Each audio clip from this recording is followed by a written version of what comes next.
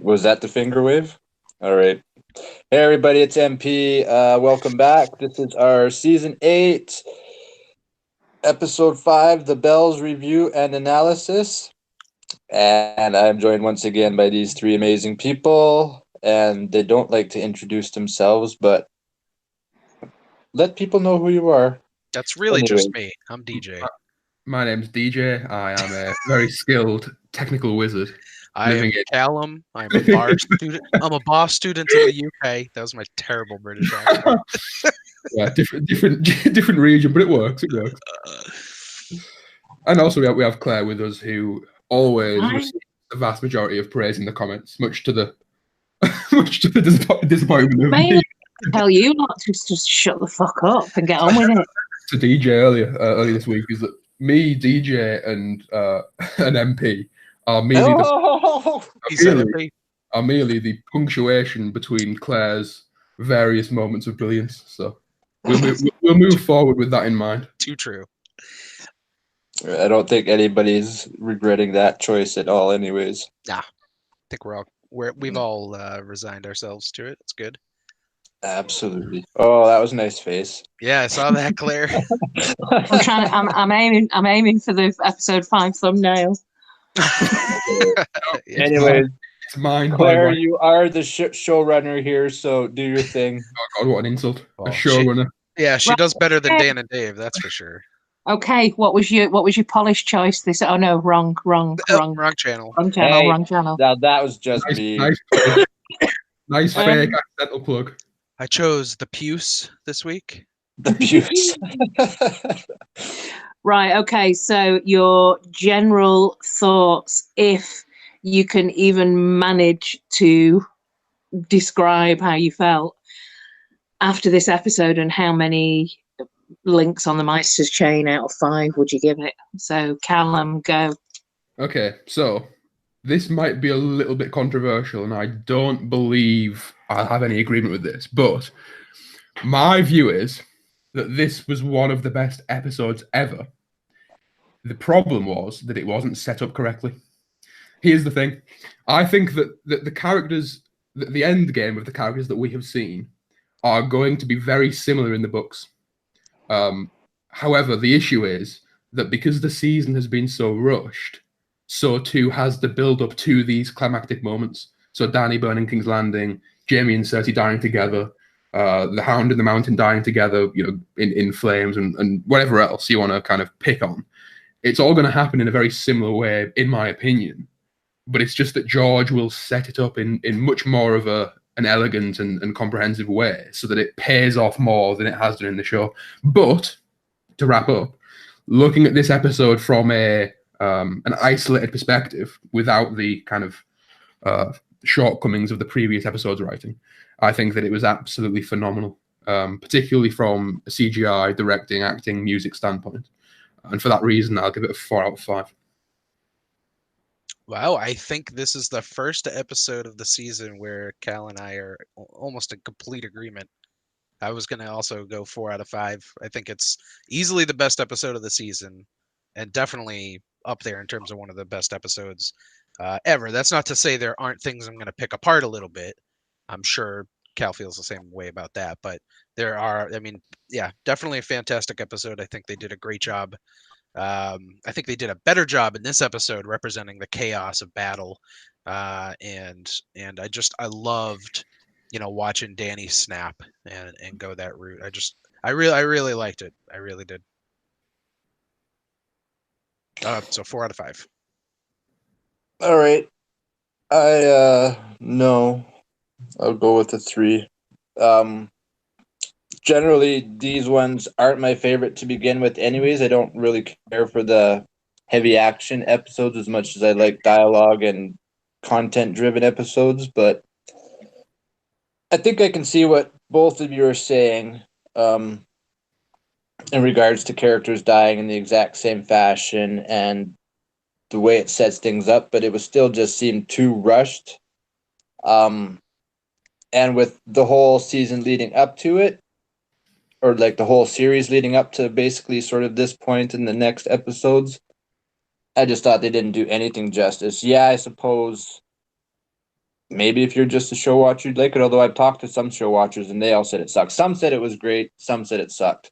But yeah, because of what I was expecting and wanting to see happen and relationships, how they would form or dissolve, I liked it better than the earlier one that I gave a 2, so I'll give it a 3 because there's no half links, but that's about as high. I didn't really like it at all.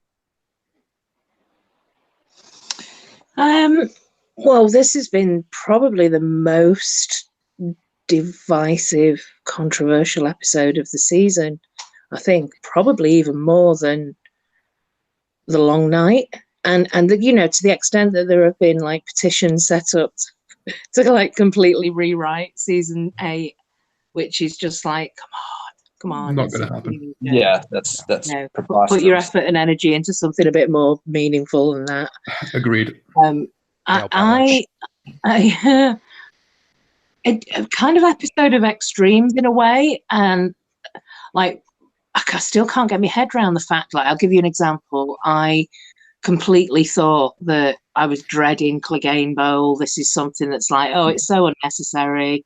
There's no point in it. It's just gratuitous fan fiction, pandering to the TV or the show audience. And that was one of my favourite bits in the episode.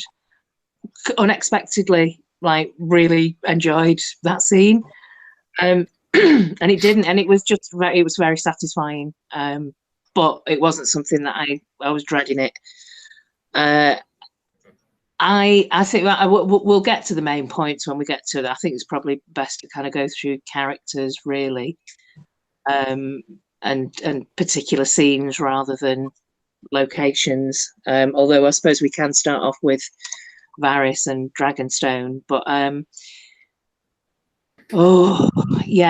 think overall this episode, you've got to look in the context of they just had very little time to try and do everything that they wanted to do, shock the audience,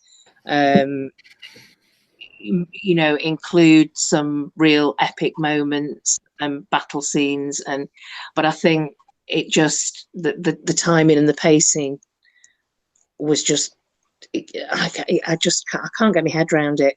I think if this isn't any kind of an indication, I've watched the episode twice this week and I enjoyed it more the second time, which hasn't really happened before. Usually, like when I watched The Long Night, it was okay the first time, hated it the second time. Right. So it was the opposite really this week. But I think I'm going to have to give it a 4 just because I'm so intrigued and perplexed by the whole thing. Yeah, if I can, I'm shitting myself now for next week. I wanted to mention something about the pacing because I should have actually made this comment because it is part of my feelings on it, which is I think that first of all, I completely agree. I have heard some complaints about Dany going mad, and we've chatted a little bit about it too. I think that they've built Dany up to go crazy the entire series, but I think that where I think they might have gone wrong on this, and where I do agree with you on the pacing of it, is they have slowly foreshadowed this throughout the entire series, but then in this last season they ramped it up. Like, you know, it was like a nice steady up, and then it just ticked like, you know, crazy upward on this last season. I think that, so I have no problem with Dany snapping. I think that is a brilliant choice, and I think that is exactly what they've foreshadowed. I just think that pacing wise, if they had 2 10-episode seasons these past 2 years or these past 2 seasons, this wouldn't even be a complaint, because I feel like they would have had so much more time to just, you know, to work on that, and you know, instead of it feeling so forced and rushed, it would have felt much smoother of a transition. Yeah, I think this issue and those that stem from it comes largely from the fact that it seems to the general viewer that what's happened is George has given the showrunners the general endings for the characters. So presumably he said that Dany will, you know, go crazy or mad or whatever, and she will blow up King's Landing. Or maybe he doesn't go that deep, but basically he tells them the general points of end for the characters. But the issue that comes is that he's giving them the ending in the books, which he has set up over the course of 5, moving on to 6 novels. Whereas the show is then having to match his ending, but via a different route. So it's always going to be less of a payoff when George has, fucking 7,000 pages to set up his endings, whereas the show has, a few hours, particularly when HBO makes the decision to reduce the last season by 4 episodes for whatever reason. I've heard some conflicting reports on whether it was HBO or Dave and Dan who chose that. But... Right, yeah, but either way, like whatever, wherever that decision came from. But yeah, I think that is the issue, and it all derives from the lack of source material in a way, in my view, because there has been a distinct decrease in the scale of the writing since they have lost the source material, and I think that is fairly well established and well. So Calum, finish now. Go. Calum, let me ask you this then, and all of you actually. Yeah. So imagine you were in that room that day when George said, "Okay, right, we're flipping through the characters and the general story arcs," but to be honest with you, all you get is, this is where this character starts at the beginning of Game of Thrones with a brother, kind of orphaned princess, had a horrendous, horrible upbringing really so far. Terrified of a brother, terrified of this Khal Drogo. That's who we meet as Daenerys. There are a few things that happen to her. I'll maybe give you 2 or 3 things that happen, but ultimately this is where she ends at the end of it. This is where her story ends. You, in any way, shape or form, have developed that A to Z in the same way that the writers have throughout this series. Here's my answer. It's very simple. I think that the issue of Dany going mad, and again, I think I completely agree with DJ that they have been setting it up adequately. The issue for me is how she snapped and the moment in which she snapped, because that is the most either convincing or contrived element of this whole plot. So when she sees the city surrendering, she hears the bells, she looks at King's Landing, and then she snaps. It seems contrived to many people, including myself to a degree, because there's nothing that would have overtly or obviously triggered it. Here's what I would have done, right? So, well, maybe not exactly this, but something along these lines. I'm trying to. I did kind of get these thoughts in my head at some point, but I'll try and kind of reel them off. So, if what actually happened is the following, it would have made more sense. So Dany, she does what she does at the start. She destroys all of the scorpions or whatever, and then the bells start ringing. But here's a key difference: Cersei gives the order, and Euron isn't with his fleet. Okay, so they come into the city. She's like on a fucking dragon or whatever on a building, and then they're occupying the city as a result of the surrender. And then, and this would not only make more sense for the Dany madness twist and snap, but it would also give Cersei more of a meaningful arc, because at this stage Cersei does something which betrays her surrender. So she uses the surrender as a vehicle through which to kill Drogon or Euron or whatever, or Viserion or whatever. And it's at that moment that she snaps. So maybe there's a fucking, I don't know, a hidden scorpion, or maybe it's the wildfire, or whatever it is. But Cersei does something after she has surrendered that kills Dany's second dragon, who, by the way, is still alive, because I'm removing that previous death. It was awful. So she's got 2 dragons, which makes, firstly, the 2 dragons makes the taking of King's Landing more believable, for a start. And then once she's in King's Landing after the surrender, Cersei does something which kills the second dragon, and then she snaps. That's more rage-inducing. This is a better way of her snapping. Like, if you killed her dragon in front of her, then she has an excuse. That's anger. That's rage. This is different. Yes, but the civilians didn't kill the dragon, so it's still madness. It's still burning a full city. Right. for the action. Yeah, but you're under. It's called temporary insanity at that point. Right, but either Whereas way, this is something different. Yeah. It's really strange, Calum, because I see that completely differently. The whole what makes her do that and how you saw her making that decision. Mm-hmm. I didn't. The way I saw it is, it's as if 4 episodes have been lost between the last time we saw Daenerys helping out at Winterfell to what happens here. And it's difficult for me to explain. I suppose I'll try. The thing which we've talked about, but also I think that in answer to my original question, how would I have done that differently, getting her from that original position where we met her to her just basically Armageddon in King's Landing, it is very easy to see. There are massive heavy clues throughout the books, actually, and throughout the TV show. And it wouldn't surprise me if George actually said that to them. This is where Daenerys ends. Mm-hmm.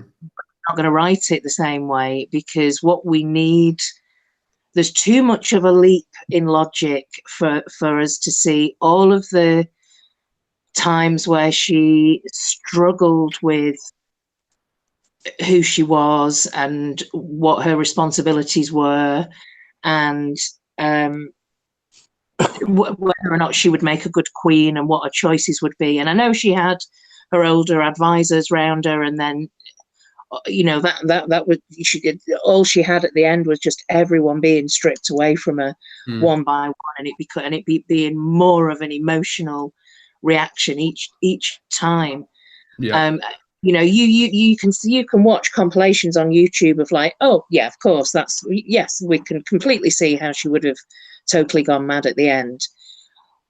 But for me, the way I would have done it is I would have had much more definitive moments in Daenerys's character development where she's faced with that duality of, I could make this choice, which is the flip of the Targaryen coin that's alluding to greatness, or this one, which is not just a silly, ridiculous choice for a teenage girl to make, but deep, dark, dangerous fire and blood shit, Targaryen stuff.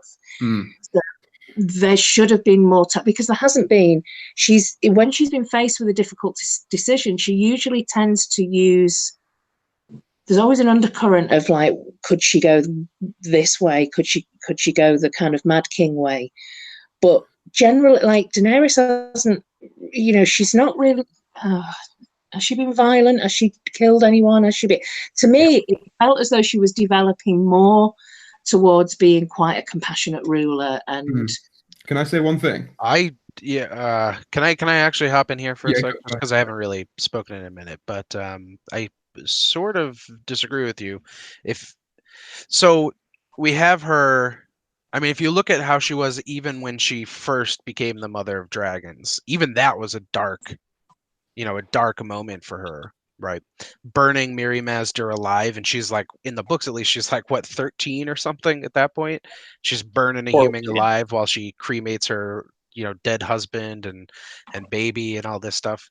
But even in the show, you have her burning the Undying, you have her burning the Dothraki, you have her burning the Tullys. I mean, there are clearly moments throughout this series where she makes dark choices like that. In Essos as well, when she like locks them in the vault, and yeah, sure, yep.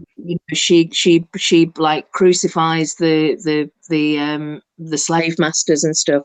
She does do some deep shit, but what I meant was just the point I was trying to get to was at that moment when she's on Drogon and she's on the tower and she's staring down at the Red Keep, the expression on her face and the way that the actress is kind of emoting in that moment is, it switches from, I'm so desperately heartbroken that people do not love me, and she's crying and trying to catch her breath. It's just a really emotional moment. And then she flips to to me, that is the absolute pinnacle of Daenerys' story arc of, is she going to go a route where she is going to be a good ruler, or is she going to be the Mad Queen? And I don't like this. I don't like. Sorry, go on. It's the question that when she has the conversation with Jon as well. It's kind of like okay, you're either going to love me or you're going to fear me. I can't make you love me. Yeah. But I can do some crazy shit that will make you fear me. Right. I'm not getting love from you or anybody. So I'm going to have to take what is mine by fire and blood. I really don't want to do that. And it's upsetting me to even have to think about that. But that is the only option I've got. She's going to kill Jon on sight, I think, if she does see him again. There's not going to be a chance for them to kind of rekindle anything. She's fucking done with Jon. That's it. He's betrayed her. She's now the Mad Queen, and this is where she's got to. But I just think it could have been a little bit more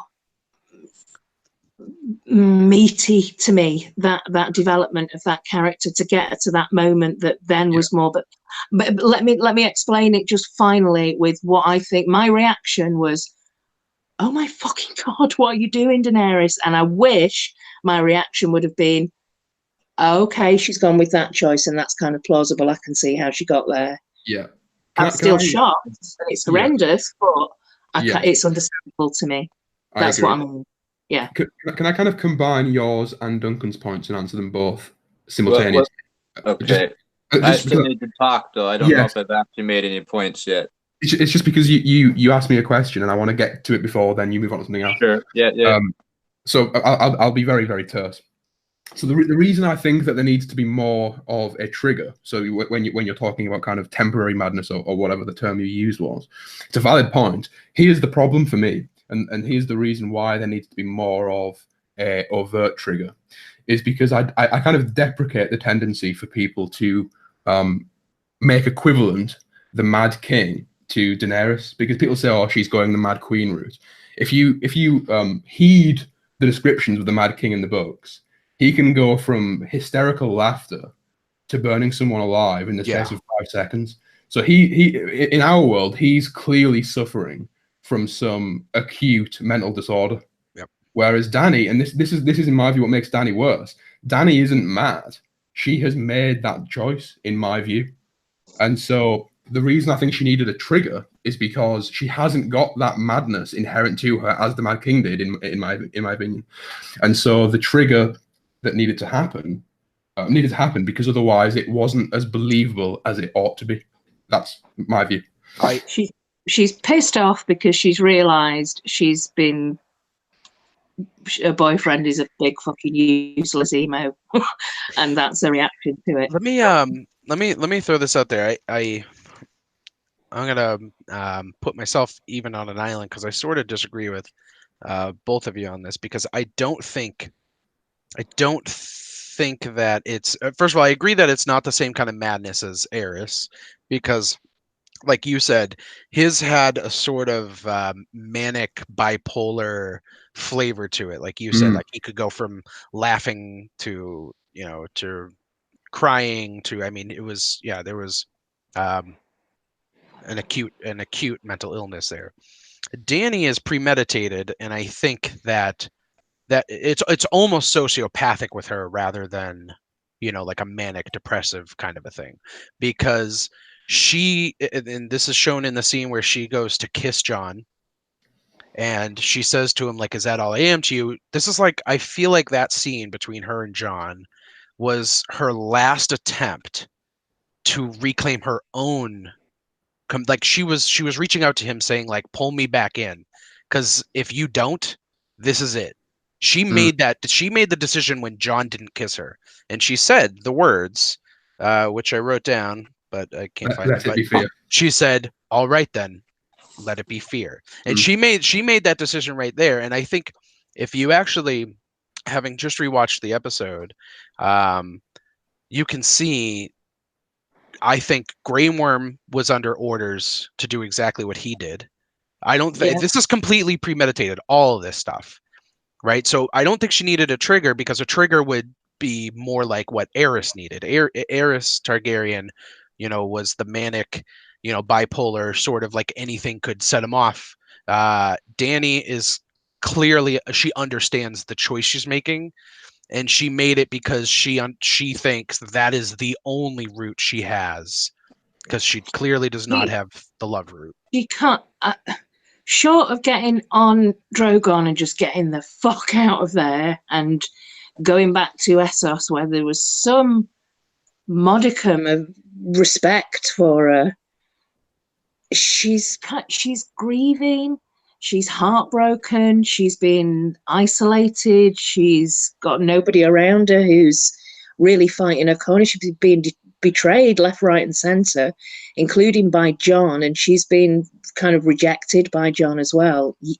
Yeah, she's bonkers completely, but not in a mental health kind of way, in a I'm losing my mind from grief and just I Let's hear from Duncan now, because he's been very silent. Yeah. Well, I think DJ touched on a lot of it. I think all of you hit on bits and pieces of it at times, but I think they did a really good job this episode, actually, of setting that up, like her snapping. And throughout her entire life, this has been her one goal, right? As far as we've known Dany, this is what she's achieved or wanted to achieve. But at the beginning, she finds out that Jon betrayed her. She finds out that, or she realizes that Tyrion's told Cersei about Dany's weakness, aka the meat shield. Like, she's not supposed to kill anybody. So Cersei knows that, or Dany knows that now. And I think that's kind of why at that moment, at the crux of it, when she makes her decision after the bells have rung, she chooses to make her point then, like she has nobody anymore. And this is the only way she's going to achieve this. If she goes quietly and just sits on the throne, nobody's going to respect her. She already has all these enemies. So no, you don't get to surrender. You don't get to surrender. I will take what is mine. I don't care. I'm going to make a big point here. With fire and blood, you will fear me because you can't love me. You've shown me you can't love me. None of you. Nobody here cares or loves me. So I will. I thought they did a great job of her crossing that line when she sort of gives that little sort of scream that she does on top of the dragon and makes that choice. She was trying to fight it, but then she had that one thought, and as soon as that thought popped in her head, she just went with it, and it was too late by that point. The reaction was, I don't want to have to do this. I don't really think I'm that much of an evil person, but look what you've all done to me. Mm-hmm. Yeah, I agree. Yeah, absolutely. Can I also I will say this at the very least, from an artistic viewpoint, I loved whatever you think about whether she should have snapped in that moment or any of that stuff. The bells going off, and it almost, the way they did it was almost like she can hear it in her head. It's like, it's like when, it's the bells of madness. It's like, she can't get rid of the ringing in her head kind of a thing. I just loved that choice either way. Do you think there was any kind of significance with the Red Keep itself? Because I always kind of look at the directing in these episodes, because I think a lot of it is done purposefully. And just before she snapped, it showed the Red Keep, and of course that's a good position in the episode to put a good picture of the Red Keep on there for the viewing pleasure. But I wonder if there's anything to do with the idea of her kind of seeing someone that she despises and who murdered her friend occupy the home that her family built. Yeah. So I'll just destroy you and what's and the castle that you're in. But also I think there's something there about there's a bigger overarching urge to break the wheel. Yeah, good. I'm glad you said that. That's what I was hoping you were going to say. Yeah. Well, can we use that as a springboard and talk about foreshadowing that has been satisfied here, because there's a lot of it. I'll give the first example, which I haven't seen anyone else mention, but I think it's quite obvious, so I assume other people will have, which is, I think it was in the first novel, maybe second, where Tyrion says to Cersei, there will come a time when the joy will turn to ash in your mouth, and you will know the debt has been paid. Mhm. And of course, she dies in the vortex of ash and rubble. So I thought that was interesting. There was a few others as well that I've neglected to remember, but if they come to me, I'll shout out. Well, If there is. there was obviously the vision Danny had of King's Yes, Landing yes. covered in snow. Yeah. Or Which ash, now as we now know, obviously yeah. yeah. Also, it's interesting, that one, because if these kind of foreshadowing visions are to be believed, which I think there's quite strong evidence for the affirmative in that respect, it seems very likely, therefore, that Dany must die in the next episode. Yes, she will. Because obviously in that vision, which showed what occurred, she of course went to the realm beyond and reconvened with Drogo. The second thing on that vision is that it has confirmed something that we debated in a previous review, namely, does Bran have the ability to, in some capacity, see into the future? And he does, at least in the show, because of course he saw the dragon flying over King's Landing in season 5 or whatever, in one of his visions, and that exact same scene was then repeated, pixel for pixel. So that's decisive in that regard. But it doesn't kind of shed any more light on the specifics of that green sight ability. But it just kind of confirms that he does. I'm just kind of sort of dumbfounded at the moment that you said that. Like, why didn't we remember that? Like, Jojen actually dreamt about the future. So, like, of course, Bran can see something of the future, but I'm assuming it's more like a dream sort of thing rather than, because I don't believe the two shots are identical either. I think they're two different ones. I think somebody put them side by side and they aren't exactly the same, like the earlier season one versus this one.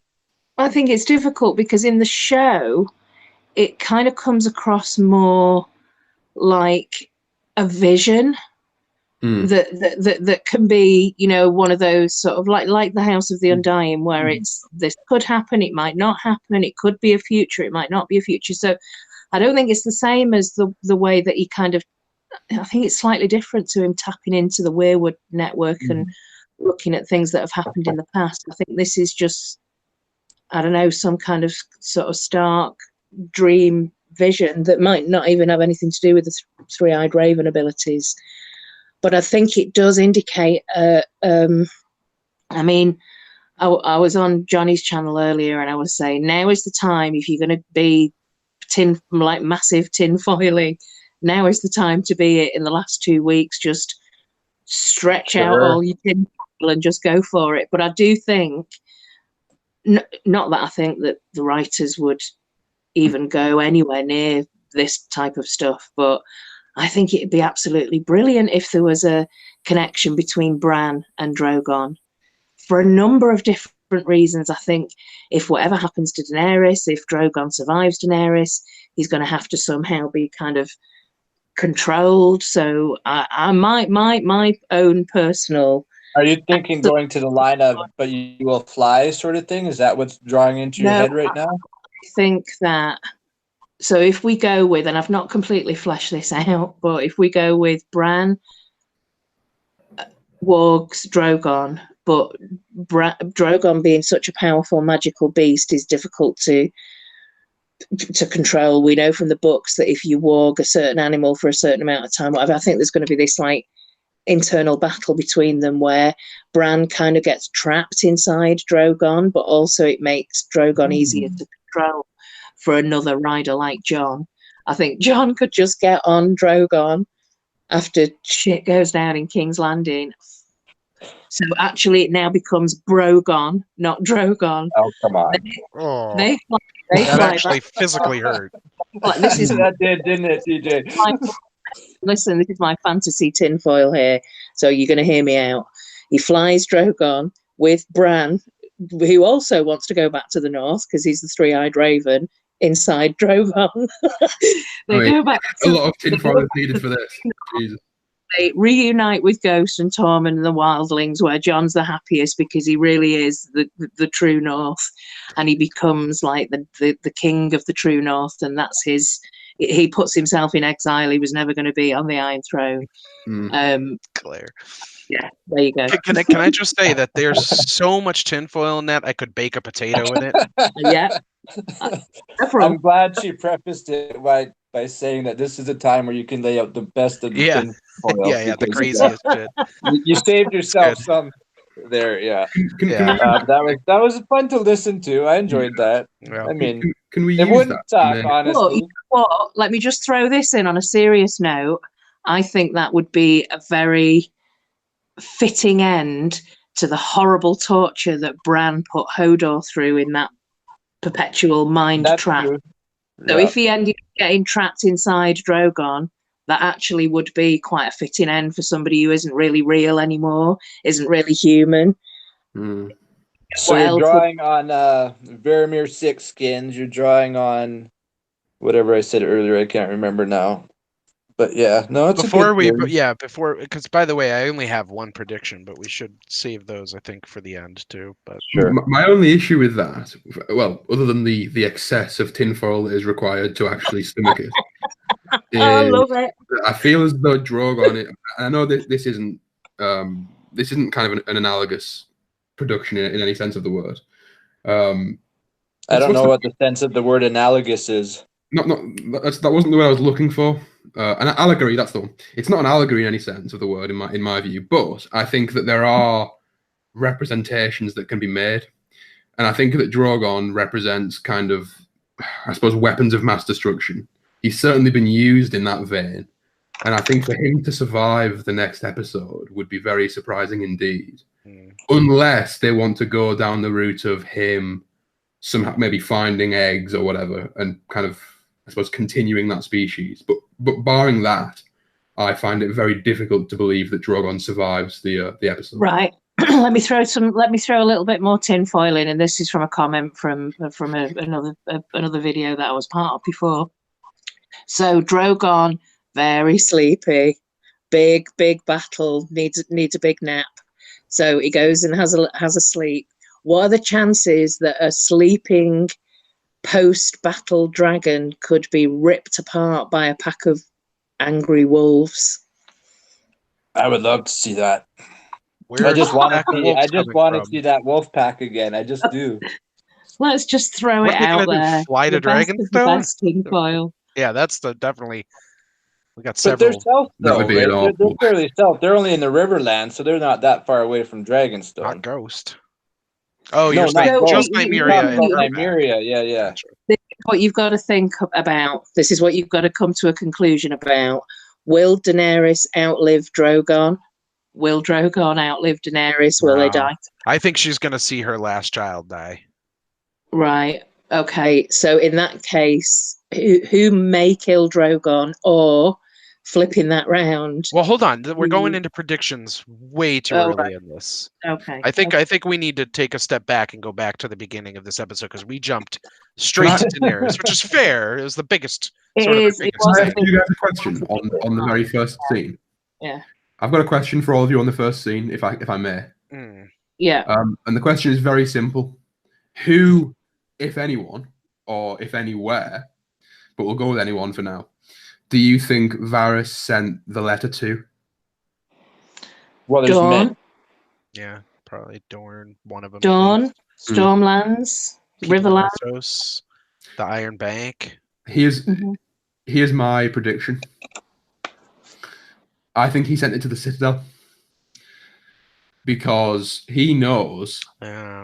if he needs information to be proliferated on a large scale from an authoritative source that will actually believe the very unbelievable information that he's providing, I think it has to come from the Citadel.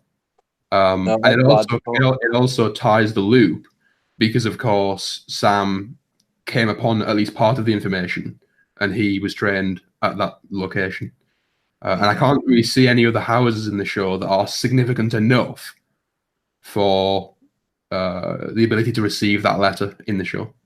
But he was writing multiple letters. Yeah, though. he definitely wrote more than one. I think Varys knew. I don't think he actually said to Jon when Jon arrived on the shore at Dragonstone, you know what she's going to do. So he knew that there was every single chance that Daenerys was going to do what she was going to do. So I think he sent several copies of letters. I think sending just one to the Citadel has a massive risk of what if it gets into the wrong hands? What if they do? You know what the Meisters can be like for just spinning information to however they want it to be. Sorry, I don't think it's the only one, but I think that's one of them. Yeah. No, that makes sense to me, Calum. You explained it really well. I think he also sent it out to the others, like significant power bases that are remaining, and that's unclear. Like Daenerys herself said in one of the previous episodes, do we even know who the Lord of Storm's End is at the moment? Yeah. I don't know who the Lord of almost anywhere except the North is right now. The Prince of Dawn. Who the hell is that? The new Prince of Dorne, and then like Sansa's up in Winterfell, and that's it. That's all I know. Apparently, Bronn is going to have Highgarden at some point. Whatever. The matriarchal tyranny of Dawn didn't last very long, did it? Yeah. No. So, do you think Varys fulfilled his character arc? Are there any questions that you've got outstanding? What did you think generally of the scene and the interaction between Varys and Tyrion? I actually, I liked the Varys stuff. I think, first of all, there will always be questions about Varys. I think that even in the books, you're never going to have everything answered regarding his story. I think that's just the character he is. That's just the nature of Varys. Mm-hmm. But yeah, I think I liked it because it was sort of, I mean, I don't love it, but I enjoyed it, and I liked that, he sort of became so desperate at the end that he was just like making every wrong choice. I mean, I'm sure I'm not alone in catching that he was trying to poison Dany. Correct. Right? Yeah. So at the end there, he's trying to poison her. He's got that little girl in the kitchen trying to get her food. I'm assuming because he's trying to poison her. So, and then he approaches Jon, which was obviously a really stupid choice. So I think you could probably argue that that's dumb because Varys wouldn't make stupid choices like that. But I think he knew how close things were. So it's not completely outside the realm of possibility that he would start slipping and just making those poor choices towards the end there. It's a bit of a shame that his arc came to insignificance other than the letters, because of course the thing that he was trying to prevent ultimately happened. So his kind of entire arc of being for the people and doing everything that he can to save the people ultimately failed, which is quite unfortunate. But keep in mind that he might have primed Jon and Tyrion, though. Oh yeah, I'm sure that what he's set into motion will eventually come to fruition. Right. But of course, people, thousands of people have died, which I mean, it's not to say that he didn't do everything he could, but it's just sad that he didn't prevent. Oh, it's definitely sad. Yeah. But I think that's always the case, no matter who you are that takes on a role, like in real life or other of Varys, that you're trying to live for the world. Chances are you're going to get smashed at some point and hurt deeply, or you're going to fail. Agreed. I mean, it's actually quite interesting if you think about the influence that Littlefinger had on Sansa and how what Daenerys said was actually right in this episode. This is all this will come down to Sansa. That's where the betrayal came from, and she was very calculated in completely understanding that what would happen if she told Tyrion. It was that mastery of like different scenarios, keep everything open in your mind, and also chaos is a ladder. And that was a massively chaotic scene at the end with Daenerys. So what was this? Is Sansa capable of this, of engineering this? No, I caught that too, and it's really cool also that Dany caught it. Like Dany knew what Sansa was all about too. Yeah, she's pretty savvy actually, Dany. Yeah. No, I loved that scene. I really did. You guys are gonna make me change my links. One question I did have for you guys, because I'm wondering. So, I've heard it thrown out there that somebody was. I've heard it a couple different ways, but we'll just go with this. Do you think it's possible Varys was not poisoning Dany to kill her, but to drive her crazy? In the same way that some people think that may have been happening with the Mad King. How would it have played to his ends? Yeah. Well, to show the people who doubted him about her madness or whatever. I don't think so, but I maybe. don't think so. I think I he was like trying to kill her. I like the poisoning theory better. Well, I meant poisoning I her think I with don't something think that it's a drove. just theory. I drove think her that's crazy. pretty much kind of fact. Is that's what he was trying to do? I think what you've got to think about is like what were his last words really were. I hope I'm wrong. I hope this isn't Yep. what I think it is. And of course, what happened and what Tyrion's going to be thinking when he saw all this unfold in front of his eyes is, oh my God, Varys was absolutely right. He wasn't in the wrong, and he died for, like Danny said, though, Sansa is as much to blame for Varys having to die than anyone else is. And it's like, By the way, I'm just gonna go with my crackpot theory here, and I'll keep it short and simple. It's Tyrion and Sansa in King's Landing. And Jon goes back north. That would satisfy me. yeah, I kind of had that as like real tinfoil territory, but I wouldn't mind that. Yeah, that would be fine with me. I think that Tyrion and Sansa have good chemistry on the screen and in the books. And I think that Tormund's message to Jon was well received, and it makes sense for his character. However, either as a wildling, or living beyond the wall, or as a Night King in some final twist. Whether it's either of those would both be fine for me. As wonderful or as even that if would he be, just goes back to Winterfell. Oh, Yeah, I can't imagine that happening personally. I don't logic, and previous episode plot lines dictate that Tyrion isn't going to make this. She said quite clearly in the last episode, if you make any more mistakes, that's it. Before we get too far into predictions again, apparently I'm going to be clear this episode. I'm pulling you back into the current episode. We'll have time at the end for predictions, because I wanted at least to point out one last thing about Varys, the Varys scene, which is that I think him being burnt on the shore reminds me of, there was a mirroring of Stannis. Stannis burning people in season 2 there. And I thought it was interesting because Davos is there again, but there's a sort of playing with Azor Ahai, and I think Stannis even says, he burned family members, saying they betrayed him, and stuff like that. I just wanted to point out the mirroring there between those scenes. Sure.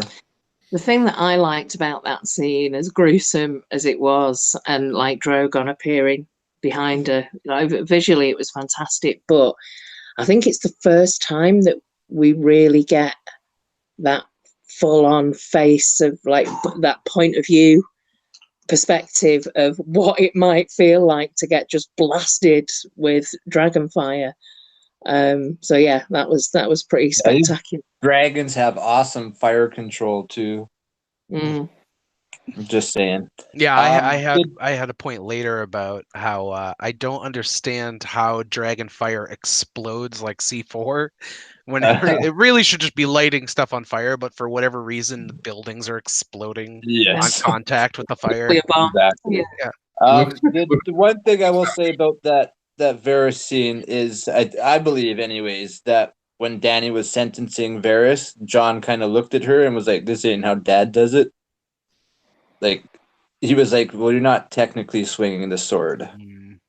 I think they showed us him sort of take note of that, because he looks at her right when she's sentencing him, and obviously he knows what's coming. I don't think the dragon just snuck up on him. So, yeah, it was interesting to see that. True. Yep. By the way, there was another thing as well, which I mentioned to Claire privately, just because I didn't want to say it in case people don't watch the trailers. There was a very I suppose purposefully crafted scene in the trailer for this episode, which was where Tyrion, I think it's one of the first scenes of the episode, where Tyrion's walking into Dany's chambers to greet her. The camera kind of pans to his side as he's walking, and he walks past the dragon mouth, which is pinned on the wall. And of course, the idea there is that he's walking into the mouth of the dragon. Just playing on what Claire said earlier. I know we're kind of straying into predictions here a little bit, but that kind of speaks to Tyrion's potential demise. Although, as a final point, I would be shell-shocked if Tyrion doesn't make it, because he's the only character that I, through my first read of the books, thought was going to survive. I've been convinced of Tyrion's lasting survival. From the show's perspective, very popular character, very, you know, the actor as well is very popular, so people are going to want him to survive. But like I said, logic would state that, as Daenerys has said herself, you make any more mistakes and that's it. She did it with Varys. Yeah. Unless she's really clinging on to, and I don't think she is. I think she's switched now into Mad Queen mode. That's it. I will rule you. As soon as I'm here, I'm taking what's mine. It's going to have to be the fear road, I'm afraid. You know, that's what you've all decided for me, you bastards. So this is how it's going to be. Let me ask you a quick question, and I think the answer is available. But how do you think Dany's going to say that Tyrion betrayed her? Just letting Jaime go? Yeah. That's it. And just for the fact that he's not in there anymore is going to be the betrayal. I think Tyrion's going to talk his way out of that one anyways. And we're back to predictions. We weren't really predicting. What was the next? Are we taking it scene by scene, or are we just kind of going sporadically? Well, I guess then if we want to go scene by scene, then it What's would the next be scene? moving. If we're done with Varys, then after that would be. Oh, well, I just do want to point out the fact that obviously I've spoken to you guys about it, but it is interesting to me personally that out of the entire letter, you can pretty much read the whole thing except for the name of the person. It's the only thing missing. Mm-hmm. And of course, he says, and his name is, but then it goes back to you have to read it out of sequence to actually get the whole letter, but the gap where the name's supposed to be is missing, so you don't get that. So you never get the name, even though technically we all know that it's Jon Snow that he's talking about. And of course, we didn't see the reveal to Sansa and Arya. We didn't see who. Well, we didn't see what Bran told them. We did not see what Bran told them. We also didn't see or hear, for that matter, who Sansa recommended to Tyrion as being a better ruler. I'm wondering though. It's implied to be Jon, but there's no confirmation. So if I mean, do you think it's not what's implied? Then I guess I'm curious what your. No, I just. Well, the fact that they just keep omitting it when yes, it's implied, but especially at least mostly in this letter, just the fact that you don't see the name and they purposefully don't make you see the name. They're fucking with somebody. Either they're fucking with people like me or just me myself personally, which I prefer that. Yep. Or it doesn't make sense just not to get the name there or cut away every time that there's supposed to be a reveal. Well, my thing is, here's what I'd say. I think Jon in the show, but I don't see how they can come back for that unless Varys had one more trick up his sleeve. But other than that, I don't know. Here's what I'd say. I'd say that you can definitely use the omission of the name to argue the position that you're arguing, and you can do so quite persuasively. Can we make that clear for anybody who's watching what we're talking about too? That might be kind of confusing. I'm sure people know, but go ahead. Well, just that more MP, you should represent your own thoughts on that. Mm-hmm. In book more than show, but even in show for the longest time. Now I'm withering rapidly, but I don't believe that Jon is the prodigy of Rhaegar and Lyanna. I believe it's Ned and Wylla, or Ned and Ashara, or Ned and somebody. I personally prefer Ned and Wylla, but I believe that Ned was married prior to his wedding with Catelyn. And therefore Jon is legitimate Stark. And I don't dismiss that Rhaegar and Lyanna had a kid. I just don't think that it's Jon. Right. So getting back to the point, that's good that you clear that up just in case we have any new viewers, I suppose. But getting back to the point I was making, yes, I think that you can argue that the omission of Jon's name in these various scenes is evidence for your point. The counter to that is that from a showrunner perspective, what they don't want to do, and I think this is just as persuasive in my view, what they don't want to do is to over-egg the pudding, as it were. So they don't want, in every scene where Jon's mentioned, they don't want to keep expounding the fact that Jon is the son of Lyanna and Rhaegar. They've given the information to us. And so by saying, oh, Jon's the rightful ruler, Jon is the better ruler, and then Bran telling Sansa and Arya, they don't want to keep over-egging the pudding, as I said. And I so can that's just agree a way with that, to get around except it. for this letter. I can agree with it in all the other scenes except for the letter. Fair point. Because you have the words extending, and it's like it's a factual cutoff, like it's a focused cutoff that doesn't let you see it. If it was the letter and it was in there, that to me just it makes sense, because you have to go back and struggle to read that anyways, right? So then you're actually looking for something, and the fact that they don't say it in that part is the one that really irks my goat. Yeah, that's a fair point, I would say. Okay. Okay, so now I believe it will be going to. All right, so if we're pretty much done with all the Varys stuff, which, by the way, if anyone wants to say anything more on Tyrion walking in and talking to Dany, that was part of the Varys stuff there. No, just again to reiterate the fact that at that scene is when Dany talks about Cersei knowing her weakness, right? And that's another thing that I believe at the end she had to conquer or go against, or made that choice to, anyways. By the way, I think that's a point my mother made. I don't know if I've mentioned it or whatever, but she had thought even before last episode that there was going to be some flack Tyrion was getting for the fact that he gave Cersei the idea for the meat shield. So I just was want to that point that out. Jay Bird then? Yeah. That was from a couple episodes ago, or last episode? She told me about it at least a couple episodes ago. Yeah, I think so. Yeah. So okay, so next scene would be then Dany and Grey Worm, the burning of Missandei's chain, and then Jon comes in, the whole kiss scene and everything there.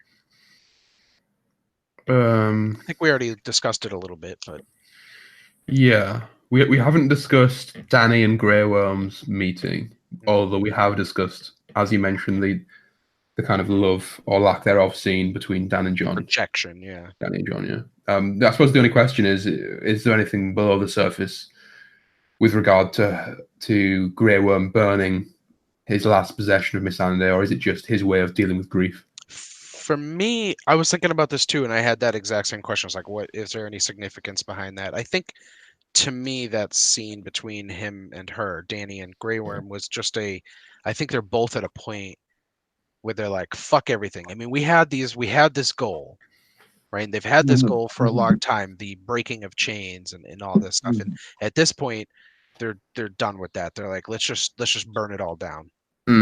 So my opinion's slightly different, although I do agree with DJ. But it was Missandei's last only possession that she brought with her from Essos, right? Yeah. Was that collar? And was that Grey Worm's collar, or was it her own? Missandei. I think it was hers. Yeah. It was too small to be Grey Worm's.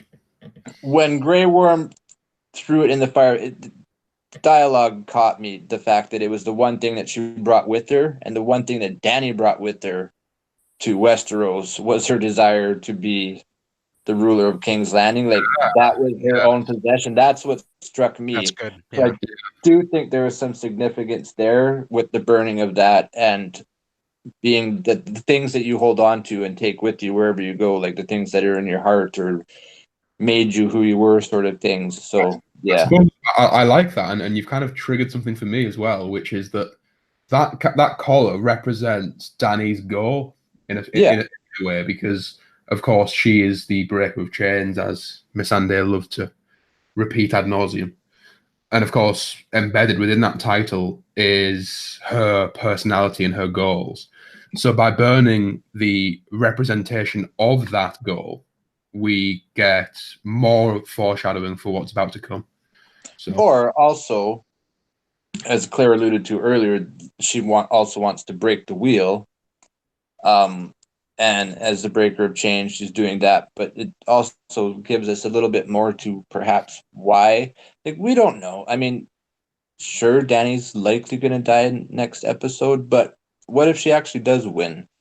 Well, And if I what if can, she does have an interesting goal for the world afterwards? It wouldn't bother me because it'd be a nice twist.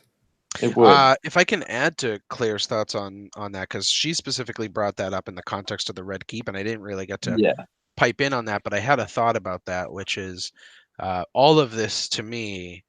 I don't think Dany has a goal at this point. She's stated her goal is just to end tyrants. Like she thinks that killing, destroying this is just going to stop all tyrants forever somehow. I don't know why she thinks that, but I think the Red Keep is actually a symbol of um, the established rule, whether it's Targaryen or whatever. But there is historically, I mean, it was founded and built by Targaryens. At this point, she doesn't even care about that part of it. She's No. done. She destroyed Yeah. the whole foundation of Westerosi rule, and the Targaryen establishment. She destroyed it all. So I think that was her basically, that was the way of saying, at this point, every goal she's ever had is out the window. I don't think she cares about any of that at this point. She's just fire. It's just fire and blood now. But no, I looked at it a different way, and I do think that Dany knew who built that Red Keep, and that's why, adding on to Claire's break the wheel thing, I think she's taking her name and everything out of the equation. I mean, it's not going to be like a Targaryen thing anymore. I think she might be doing something really cool. Okay. I have a I don't different. know. I have a different take. Here's something of an imagination game that I want you both to play. Imagine if let's say your great grandfather built a house, okay, and this house. Well, actually, no. Let's go further than that. Let's say one of your ancestors. Let's say your great grandfather built this house, and your family has lived in it for generations. And then a few generations ago, it was usurped. It was taken by another family who then sought to destroy everything that you hold dear, including your best friend. Would you still see that house as the same house, and would your feelings still attach to it? Or, as I think is the case, would you see it as these people have occupied my ancestral home and they have completely ruined it for me, both emotionally and, I suppose, physically in a sense. Therefore, it needs to be burned down and rebuilt in my own. I mean, it is. Yeah, I think that's probably what they're doing, but it is. I disagree with her take on it though, because it's sort of like throwing the baby out with the bathwater. You're Goofy also analogy, going off of George's storytelling of like the interviews with him, where he's talking about his warehouse or whatever, his family's warehouse. Right, Calum. right. No, I'm not. Can you elaborate? George has done an interview where, growing up wherever, New York or New Jersey or wherever he used to live, I think it was New York. New But Jersey. He lived in a 5-block radius. He'd walk here, but one day people pointed to him, or he showed him that our family used to own this warehouse. And now we don't anymore. He's mentioned it in interviews and stuff like that. So it's kind of like that Red Keep scenario.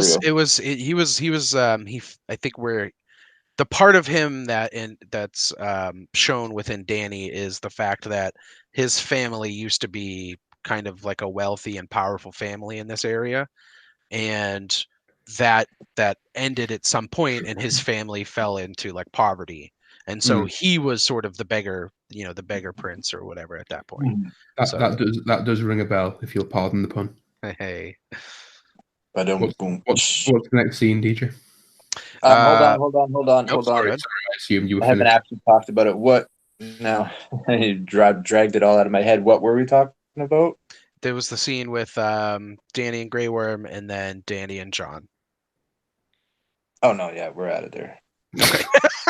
Here's you making me think that I erroneously assumed you were finished, when in actual fact it wasn't erroneous. Well, no, I'm sure there was something that I wanted to say within the context of what we were talking about, but I can't remember what it was. So go ahead. That happens to me as All well. right, You just shout up. Yeah, exactly. All right, so next up was Tyrion. Well, it was the scenes before the battle. Basically, it was Tyrion asking Davos for a favor, Tyrion letting Jaime free, and then all that preparation there. I don't have a ton on this, but I have No, it was What- it was quite a moving scene. Yeah, Tyrion Even and that, Jaime. it was very well acted and well scripted. As always, as you'd expect. But Yeah, but nothing to say in terms of a meta discussion. I have 1 point to make, which is sort of just a goofy criticism, which is Tyrion asked Davos for help smuggling Cersei and Jaime out of King's Landing, and then he tells Jaime there'll be a dinghy waiting for you. But Davos is part of the battle, so I don't know what was actually supposed to happen Yeah, there. they Like, just it there's your didn't really make teleporting that sense. happened. He Yeah, teleported the exactly. dinghy over there and then came back. Yeah. So that's all. That's really all I have. Just a minor criticism there. Otherwise, That Tyrion now and see Jaime was a that great one scene. I could see more than episodes where a character's in one place and the next episode is in someone else. This actually happened within an episode, which is new. Are you questioning how the dinghy got to where it was? My question was actually Tyrion told Jaime a dinghy would be waiting for him and Cersei when they left. Uh-huh. And my question is, who the fuck is piloting that dinghy? But the dinghy was actually there. Like he walked past it. Jaime did. He saw it when he arrived there. Is that when Euron climbs out of the? Yeah. No, Fucking it's not hate- Euron's, but there's a boat on the shore there, like, Yeah, and yeah. I think that's what a dinghy was. They're not like dinghies Okay. are now. And Jaime looks at it and then knows that that's where he's supposed to be. That's how he's going to Gotcha. sneak in. Yeah. Well, I think that might the confusing part of that might be Jaime wasn't supposed to sneak in that way. He was supposed to sneak out that way. Yes, but then Jaime changed his course of action because he right. couldn't get in, so They he closed went the the gates, long way around to find it. Yeah.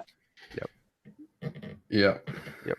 The next, I think, is the next scene Dany burning everything, Sort of. like burning the ships and then burning the scorpions. It is, yeah, basically. One thing to say before that particular part is about the Golden Company, because this is another of the few criticisms I had of this episode or whatever in general, which is I don't know why the Golden Company would have been outside the walls. I'm not really sure what the thought or plan was with that. The whole point of being in a fortified castle is that you have people inside the castle, which is hard to take. Yeah, I mean, I suppose two answers potentially. You might not find any value in these answers, but I think that they do serve at least in some respect. Firstly, they might not have had the space to set out in their designated formation within the walls. And secondly, given the depleted nature of Dany's army, they probably thought they could take them in open field without expecting the dragon to come behind them and just fucking wipe them out. Yeah, but yes, of course, I agree. You know, a castle is there to be defended rather than to be used as a backup route. But, right. The other larger point I had about the Golden Company is I feel like there's a pattern here with a lot of the choices the show has made, and this the most egregious of which is Dorne.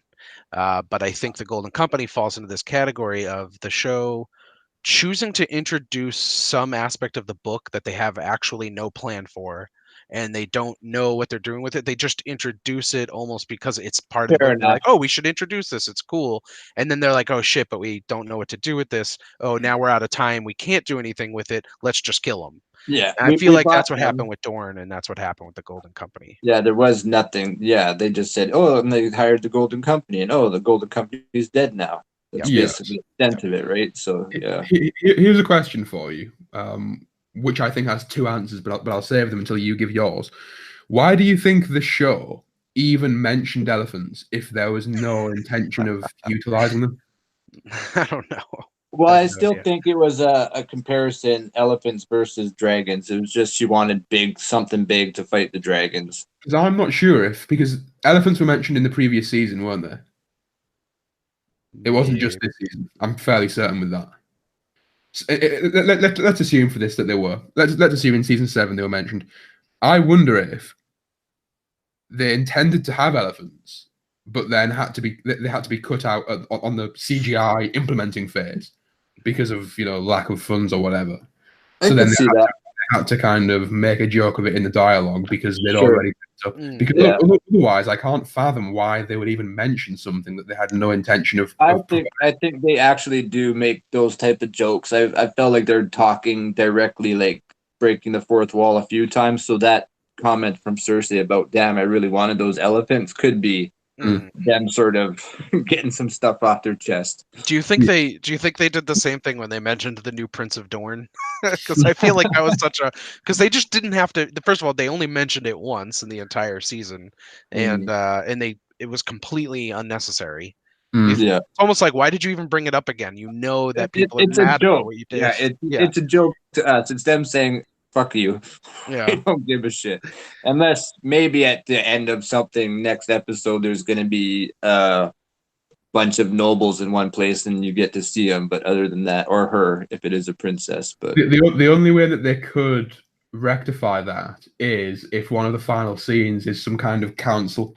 Yeah, that's what I'm meaning. Yeah, all major kingdoms come together in some kind of, I suppose, pre-government.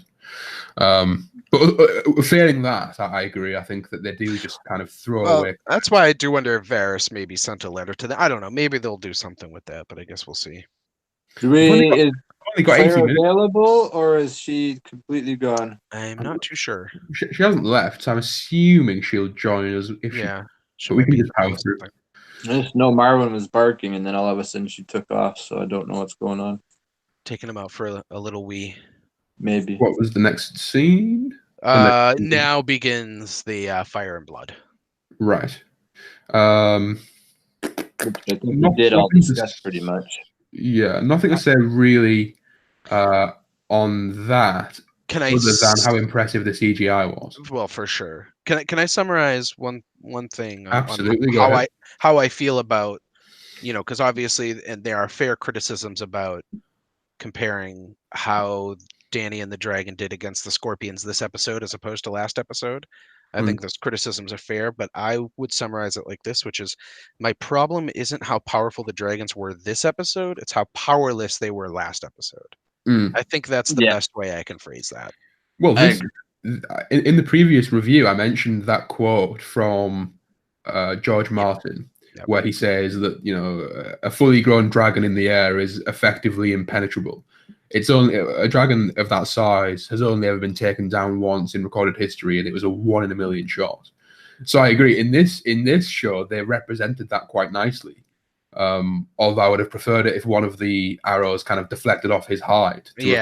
Right. Yeah, but you know what? If they had done that, that would have been almost more egregious. Because I agree with you, because the issue that they have is I suppose the contrast or the juxtaposition between how elegant and swift and precise Drogon's movements were to avoid those arrows compared to the previous dragons. I suppose one argument could be that Dany has more control over Drogon, and Drogon is more astute than the other two based on his size, and therefore more powerful, and so on and so forth. But I agree with you. I think it is still an unfortunate juxtaposition to make. Right. It's fairly action-based as well, that scene, so I'm not sure if there's too much to go over.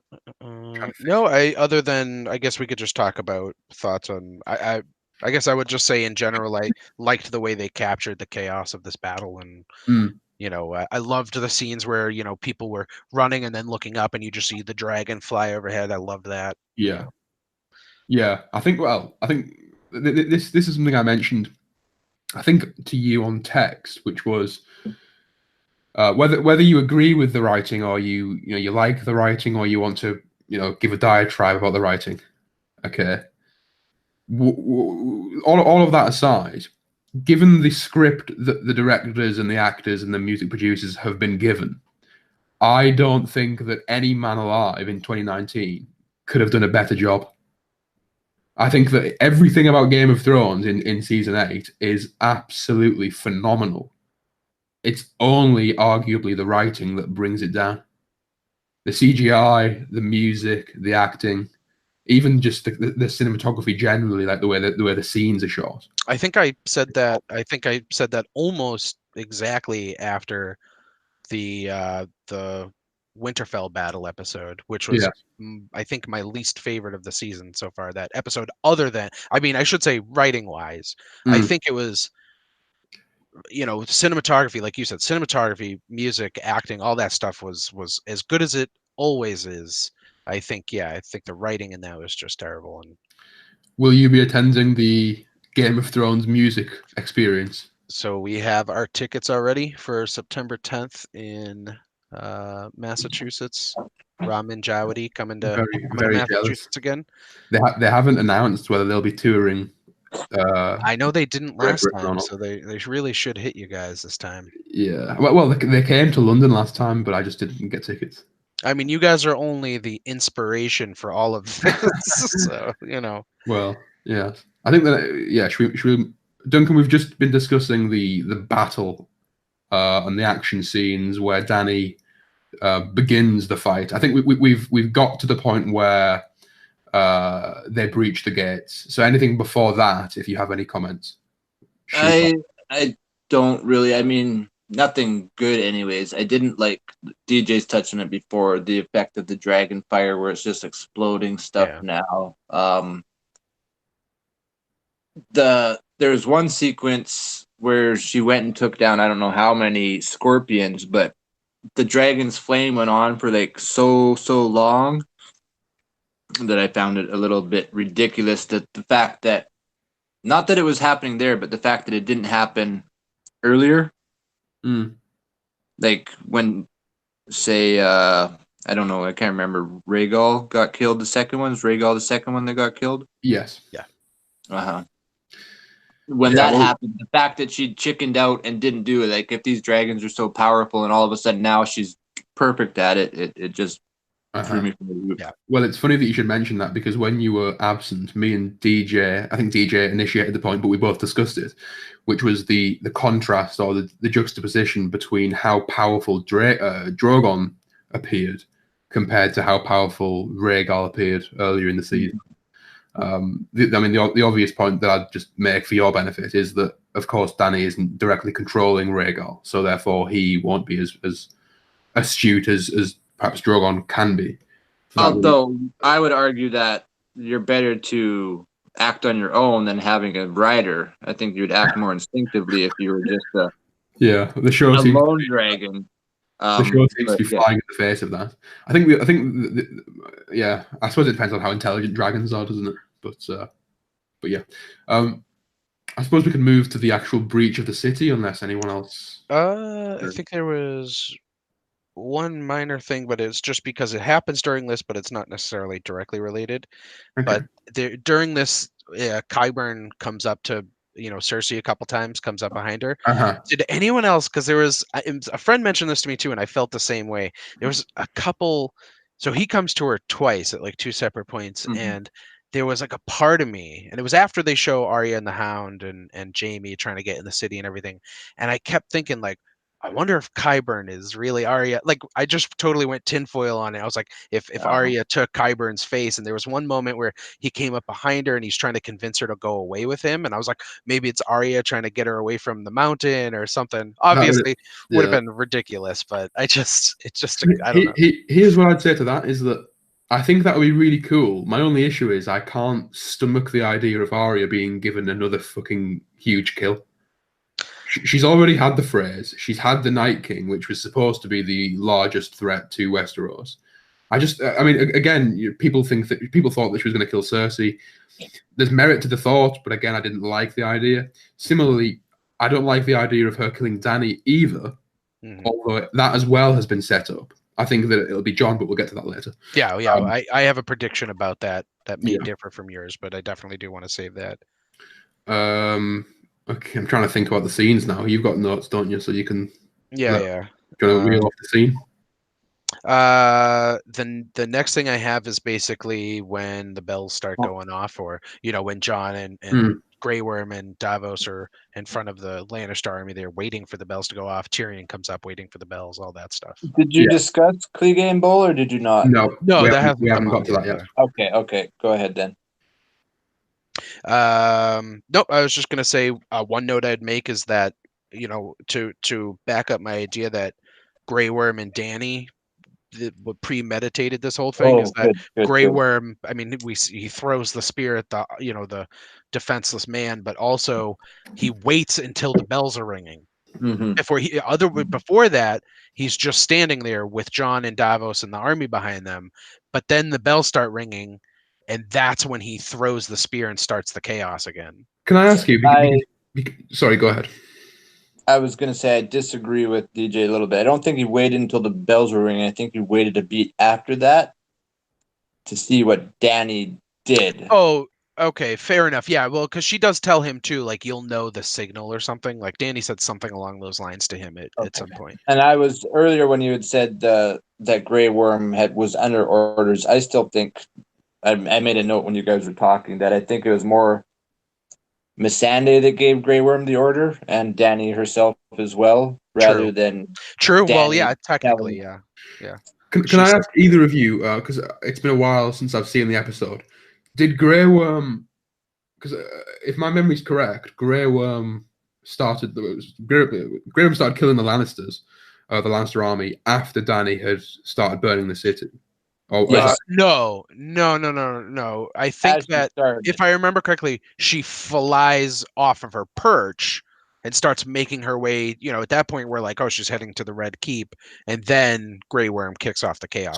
So Grey Worm throws his spear before Drogon emits breath. You know what? I'm not 100% sure, so I won't. I won't felt like comment. he did admit breath, but I could be wrong also. But even So- if he did, I mean, Grey Worm. There's no way Grey Worm would have like a sight on that. Right. No, Because at but that there's point, there's sound dragons and stuff. flying like a mile away from him. But Yeah. No. Yeah. That's yeah. I don't No, know. 'cause My it personal started opinion. from right by them, didn't he? Like, Wait, wasn't I don't know how they play with. I don't know. Somebody probably time and space. teleported somewhere. I don't know. But I guess my personal headcanon is that, and this is just me, but I think him and Dany had discussed this beforehand. Gotcha. And that she makes she sense said also. nothing's going to stop us. Missandei's last words, like MP said, was Dracarys. I know you caught You me. got Yeah, reversed yeah. The disease is spreading. You bloody hypocrite. Only human, I'm Calum. going to timestamp this in the Yeah, YouTube comments I so that I bet can you bring you will. back to it after every Yep. every future criticism. And there will be plenty of future criticism. The virus spreads. Uh, I would just say that I don't necessarily think that. I think he was under orders, if anything, to wait and see what she did, and then he got You his might be answer. right.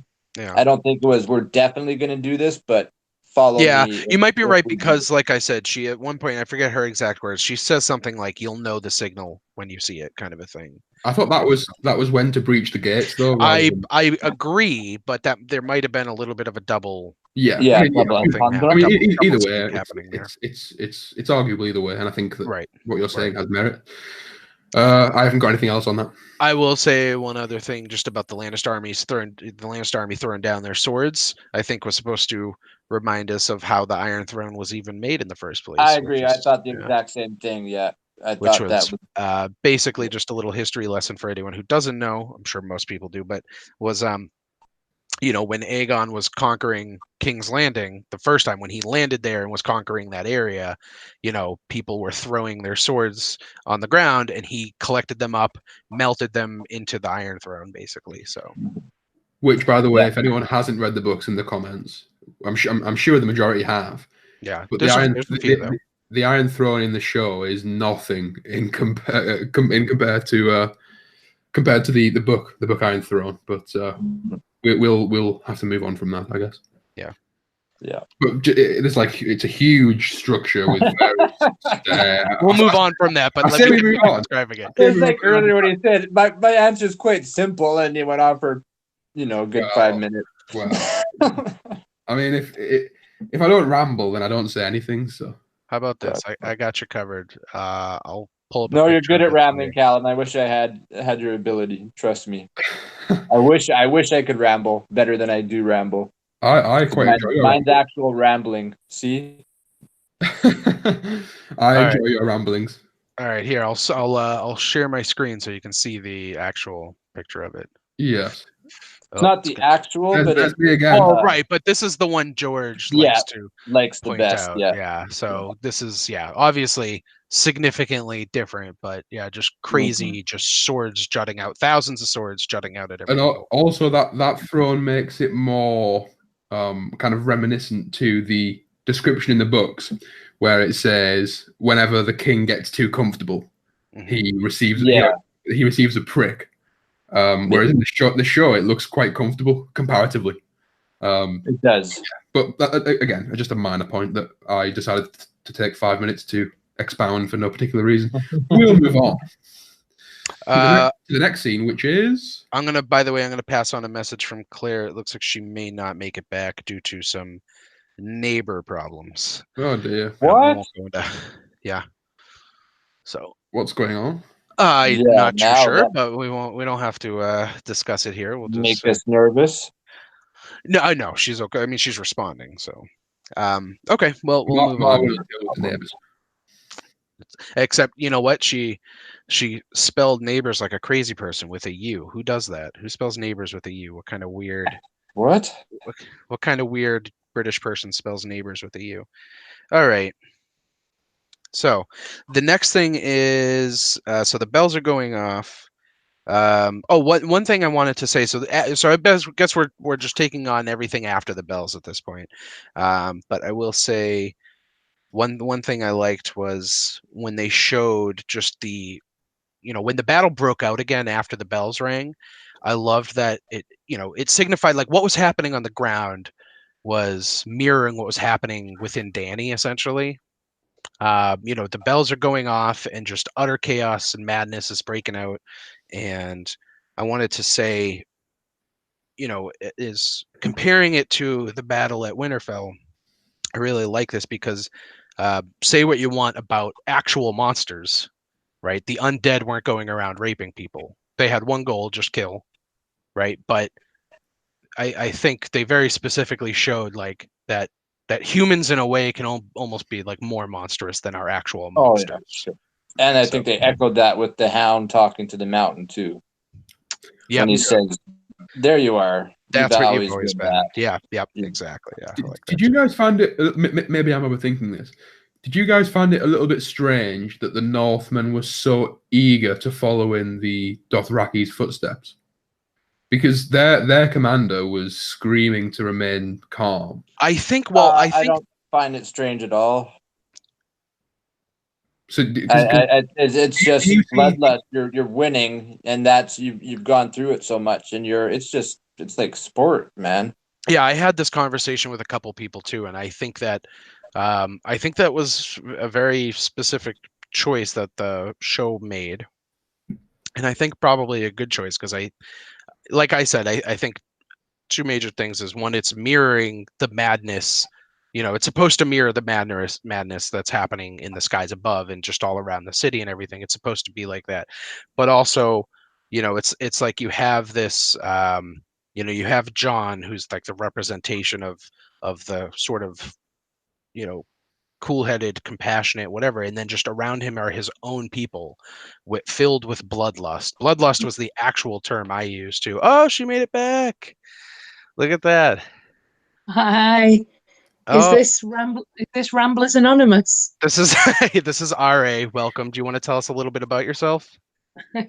My name's Claire, and I do like to ramble. That was quite brave of you, Claire. I'm sorry, just problems with the neighbours. I won't go into it, but let's just say I live in a bit of a lively area. But when you get a knock on the door at midnight and you're not expecting it, it's a bit kind of it freaks you out a bit. Is that what it was? Somebody knocked? Pardon? That's what it was? Somebody knocked? I just heard Marwyn barking.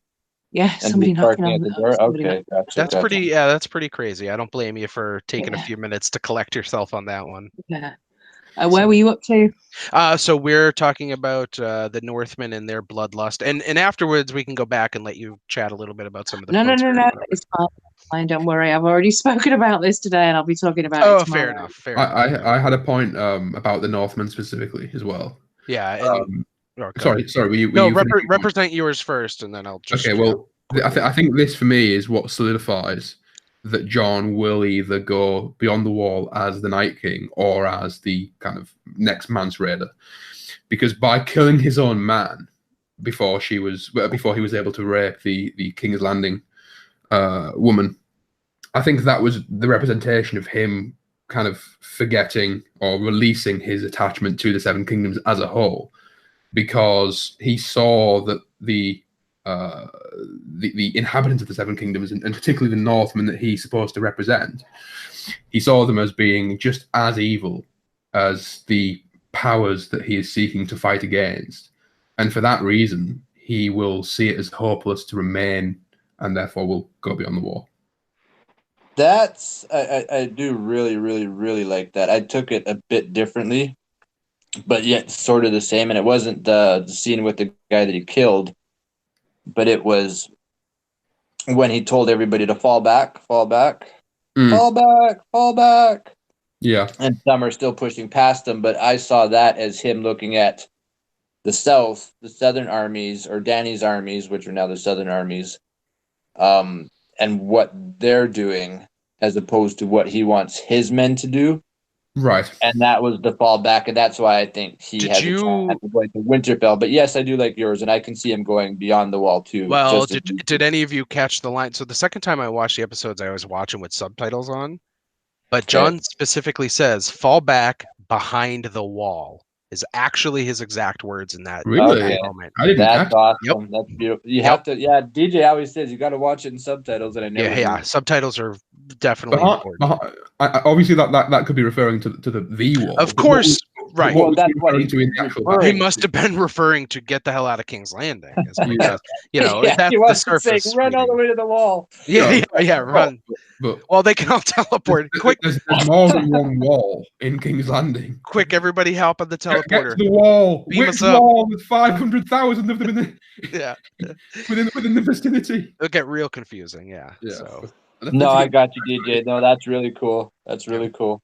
Definitely didn't catch that one. Yeah, so that's pretty good. What's the next scene? Well, Claire, does anyone have anything more to say on the Northmen going crazy? Claire, you got anything for that?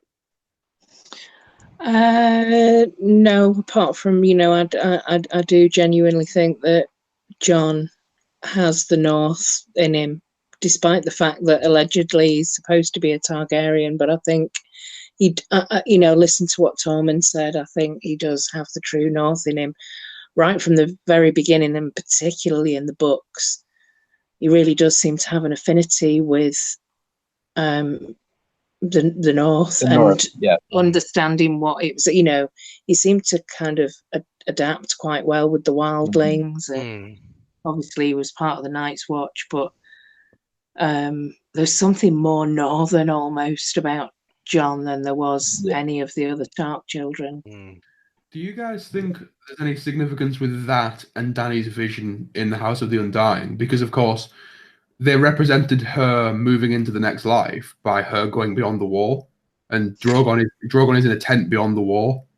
That's why I think it's not beyond the realms of my tinfoil possibility that Drogon or Brogon goes back to the north, because we see that represented in Khal Drogo, in Dany's vision in his tent. It was beyond. That's where they were located. It was beyond the wall, and she had to walk, through the snow to get to it. So Drogon beyond the wall.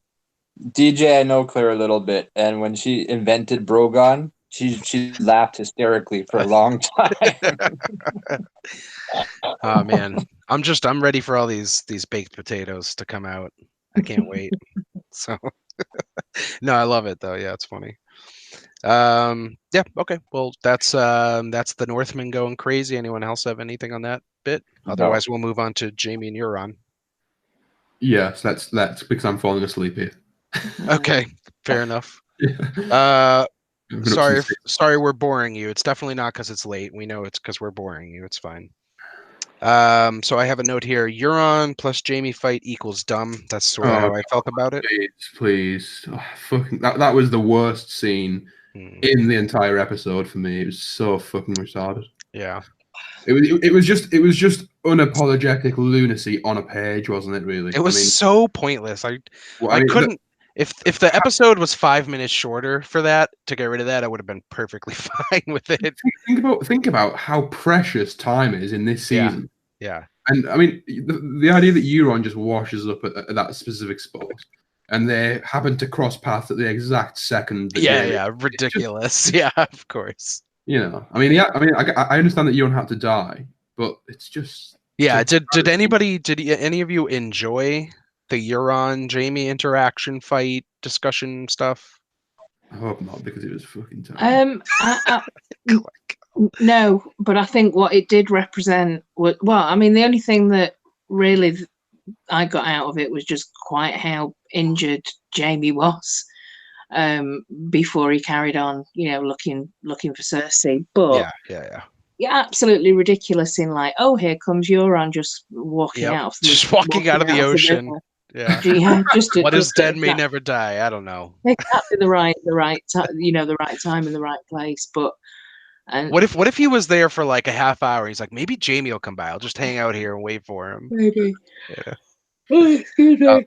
It's late. But I do think it's there's something about I know the Valonqar stuff isn't in the show, but there is, and I don't know whether because the writing and stuff is so bad, I'm just trying to invent things to reassure myself that it's not all that bad. But Cersei kind of did end up dying as a result of a number of different little brothers. Sure, yeah. Because Euron kind of enabled that to happen. He didn't protect her, really. And he also almost killed her would-be protector. Then you've got Jaime, who I believe was born after Cersei, so he would always be potentially the little brother. And also Tyrion, he kind of basically sent Jaime to die with Cersei. He even said in the episode, "Oh, she's going to die. She's going to die. Here, go with her." Yeah.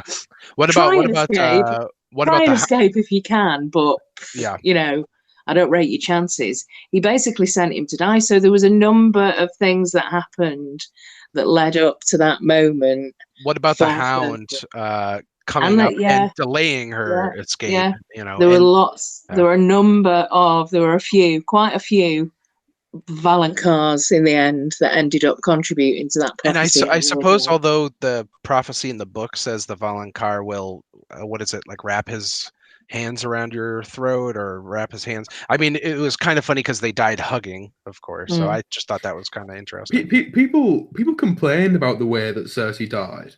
I thought it was particularly profound.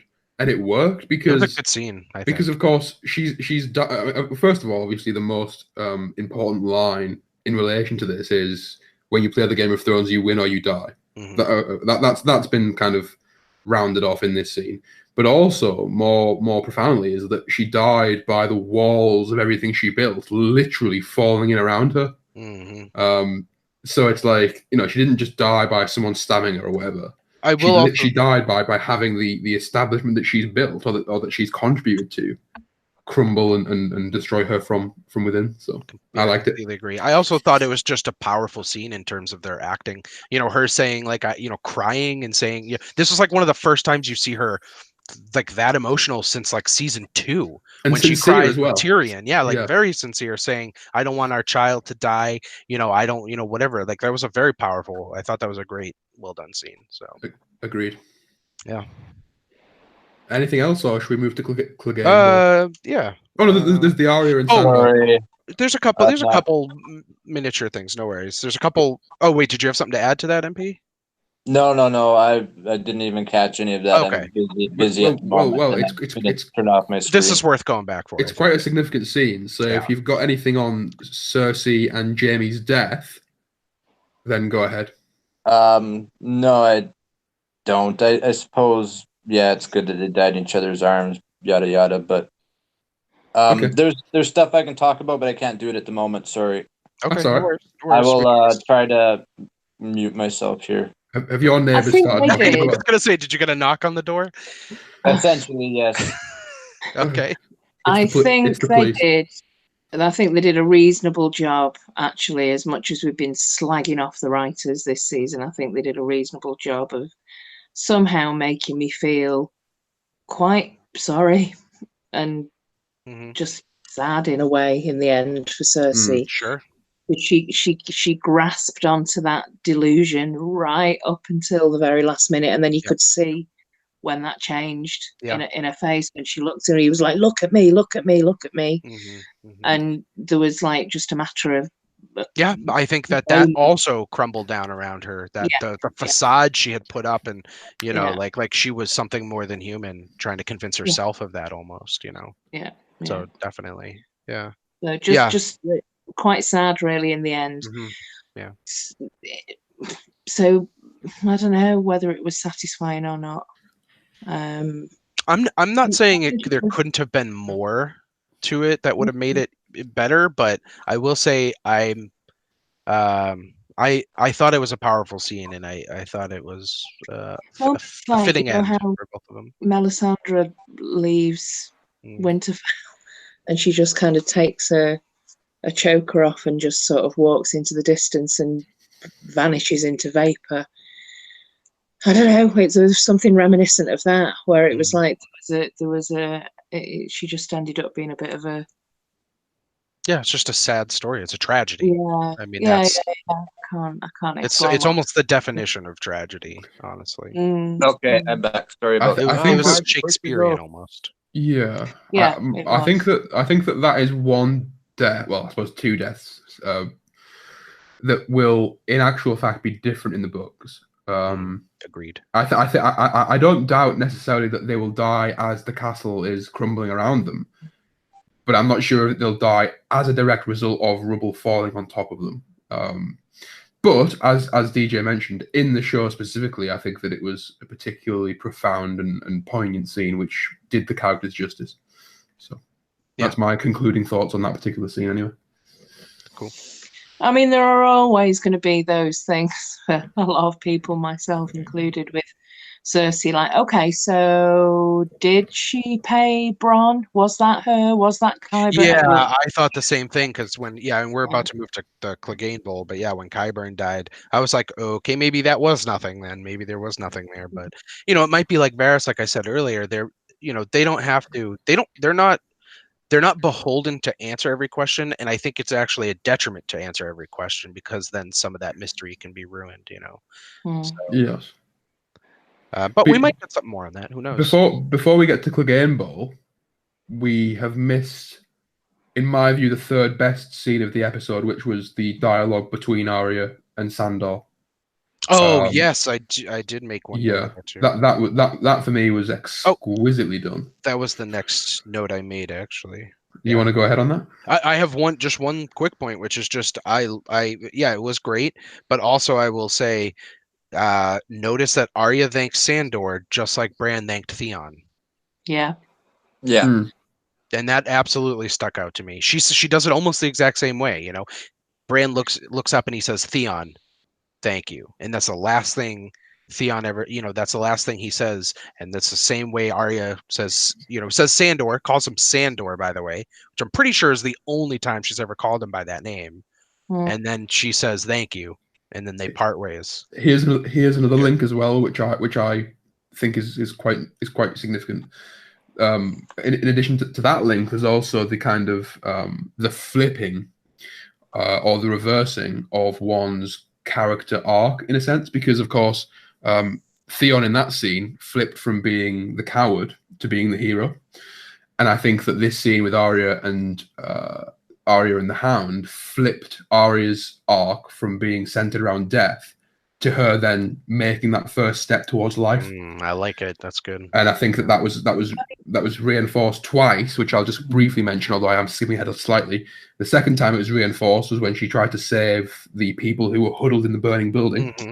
And then the third time, which was the last scene, which I won't get into now because that was beautiful, and I've got more to say on it at the end. But just the general theme that I'll reiterate is that Arya has chosen life rather than death. And that was the start. I like it. That's why I don't necessarily think that we're being set up for her to kill Dany. I think it's somebody else.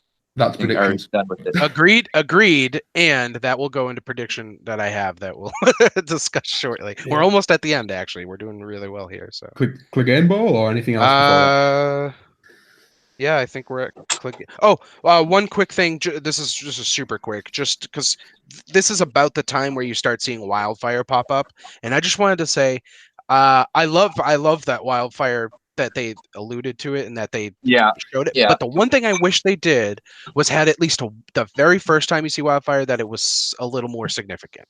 Like there was some close-up explosion where you go, "Oh shit, the wildfire's here." Then they could do what they did. But I wish they at least showed some amount of Yeah, significance. I agree. I don't want to hog this too much, but I completely agree because my issue with it was so insignificant. The way I thought about it was that imagine if you, well, not you, but imagine if some kind of psychotic murderer beheaded someone, right? And they're already dead on the floor, blood's pulsing from their severed carcass, right? And then while they lay on the floor, he then takes the arm off. It's like the city's already burning. Yeah. Already destroyed by the dragon fire. The wildfire is just destroying it more. There's nothing of significance really, other than the revelation that there is in fact wildfire there, which I think most people knew anyway. Yeah, but you still have to see it because it would be shown. It would happen like that. Yes, but it would have to have some more significance. Like DJ said, maybe a family member that we've been introduced to at the start is sitting on a street, and then all of a sudden they're engulfed in green flames, or something small but significant to actually I'm just saying that I don't dislike the fact that they showed it because we know that it's there, so you have to see it popping up from now and then. Yes, it would have been cool. It had more meaning to it, but seeing it was at least good. I'm glad. It's better than not. I think we agree with that. I'm glad they included it. I just wish they. Fellas, I'm going to have to jump in and say, Cleganebowl. Yep. Was it a satisfying conclusion for you? Did you enjoy it? What did you think of it? So, DJ. Well, the Hound is my favorite character. I've mentioned it before, so I think he's the true, probably like the truest. As strange as this may sound, the truest representation of a knight in the series, and I love that. No more than Brienne. I don't. Oh, all right. That's fair. That's fair. But I will say, yeah, and there's a lot of. I think there's some mirroring between those two for sure. But, yes, there absolutely. I'll say, what I loved is we mentioned it earlier when he knocks the Mountain's helmet off and he says, "That's what you've always been." And I thought that was a great bit because he wasn't just talking about the Mountain; he was talking about himself. And I think that the point was he finally showed himself to be a hero, or at least heroic. In those final moments where he, took out the Mountain by plunging himself down into fire, of course, was significant. But I think that I love that line, and I thought their fight was excellent. No, I love what you just said right there. I think that sums it up perfectly. Yeah, he noticed himself there too, and all. Yeah, no, I thought that was good. I like that. Yeah, I think he knew there was no getting out of that situation. I think he was laughing at the just absurdity of the situation, and I think just that final where he looked up and Gregor was pulling the knife out, and it was like it's now or never. He knew he was never going to get out of that situation. I think from it being a scene that I was kind of dreading to one of like, wow, they did that really well. I don't think they could have done it any other way, really. I just love I can almost see it as a poster, the bit where he's looking up at him on the steps, and then you can see the dragon. You can see the flame first and then the dragon following it, and it just looks absolutely incredible. I thought the Qyburn bit was, I couldn't help but just burst out laughing. It was all of the Qyburn is Howland Reed, Qyburn is blah blah blah. Immediately evaporated. I loved it. No, I liked it too. Actually, I thought, okay, well, yeah, sure. I guess he's nobody. Yeah. But no, it's still. I felt like it was a little too sudden for Qyburn, but at the same point, I totally got it. Just like, get out of the way. Who the fuck are you? That was great. It was just, we haven't got time for you in this show. Yeah. Get out of the way. Yeah. I thought the way that Cersei just kind of like, bye, I'm out of here. Yeah. She's just like, shuffle on by. Yeah, that was my favorite part of the whole Excuse me. Yeah. That was great. Yeah, so I just thought it was a great conclusion to Sandor's story arc. I think a lot of people were kind of disappointed, like, oh, why didn't Arya rush in and save him or help out or whatever? He did say quite clearly, and I agree with you, DJ, that maybe this is a flip turnaround now for Arya, where she just thinks, okay, I should just do what he said, give up on revenge. I don't, give up. He basically said, give up on revenge or die. Yeah. There's just no point. You don't want to end up like Well, me. So maybe she I will believe contend. if we go back to season 3 when Arya and the Hound were on the white and black horses, the end of that season, Arya leaves on a black horse. She was riding the white. I believe she leaves on a black horse, and now she's returned to the white horse because their arcs flipped at that point. And Hound became good, and Arya became dark Arya, and now she's going back to the light.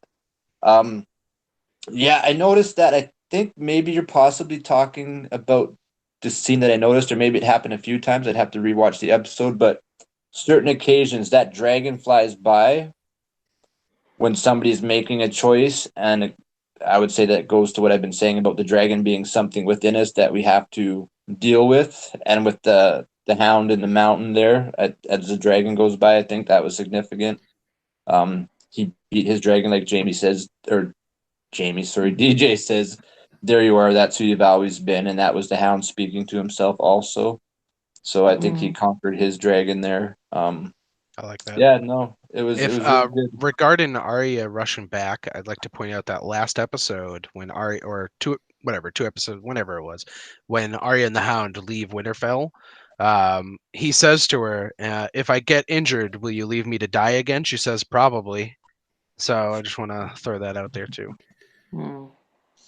You're saying you just hurt his other leg? Is that what's happened? Sure. Well, Arya's scenes in King's Landing, she provides that perspective of, seeing the battle and the sacking of King's Landing and the destruction. I'll start with this one because I didn't say anything on Cleganebowl. I didn't like it very much simply because I think it needed to be more than Arya. I think they needed to show more characters suffering through the carnage than just her for 2 reasons. You saw, you did see a bit of Tyrion. You also saw John kind of like, whoa, didn't expect this to be happening. No, but we don't see them actually suffering directly as a result of it. Whereas we see her kind of falling through buildings and, she's ash stained and whatever else. The point I'm making is that she's developed a little bit too much plot armor for me in the last few episodes. But she's also, just to give her a reason, though, she's not with the army, Dany's army, whereas Jon and Tyrion are with Dany's army, so she's avoiding them. Arya's in the carnage, so she's more apt to get hurt. That's true. Yeah. I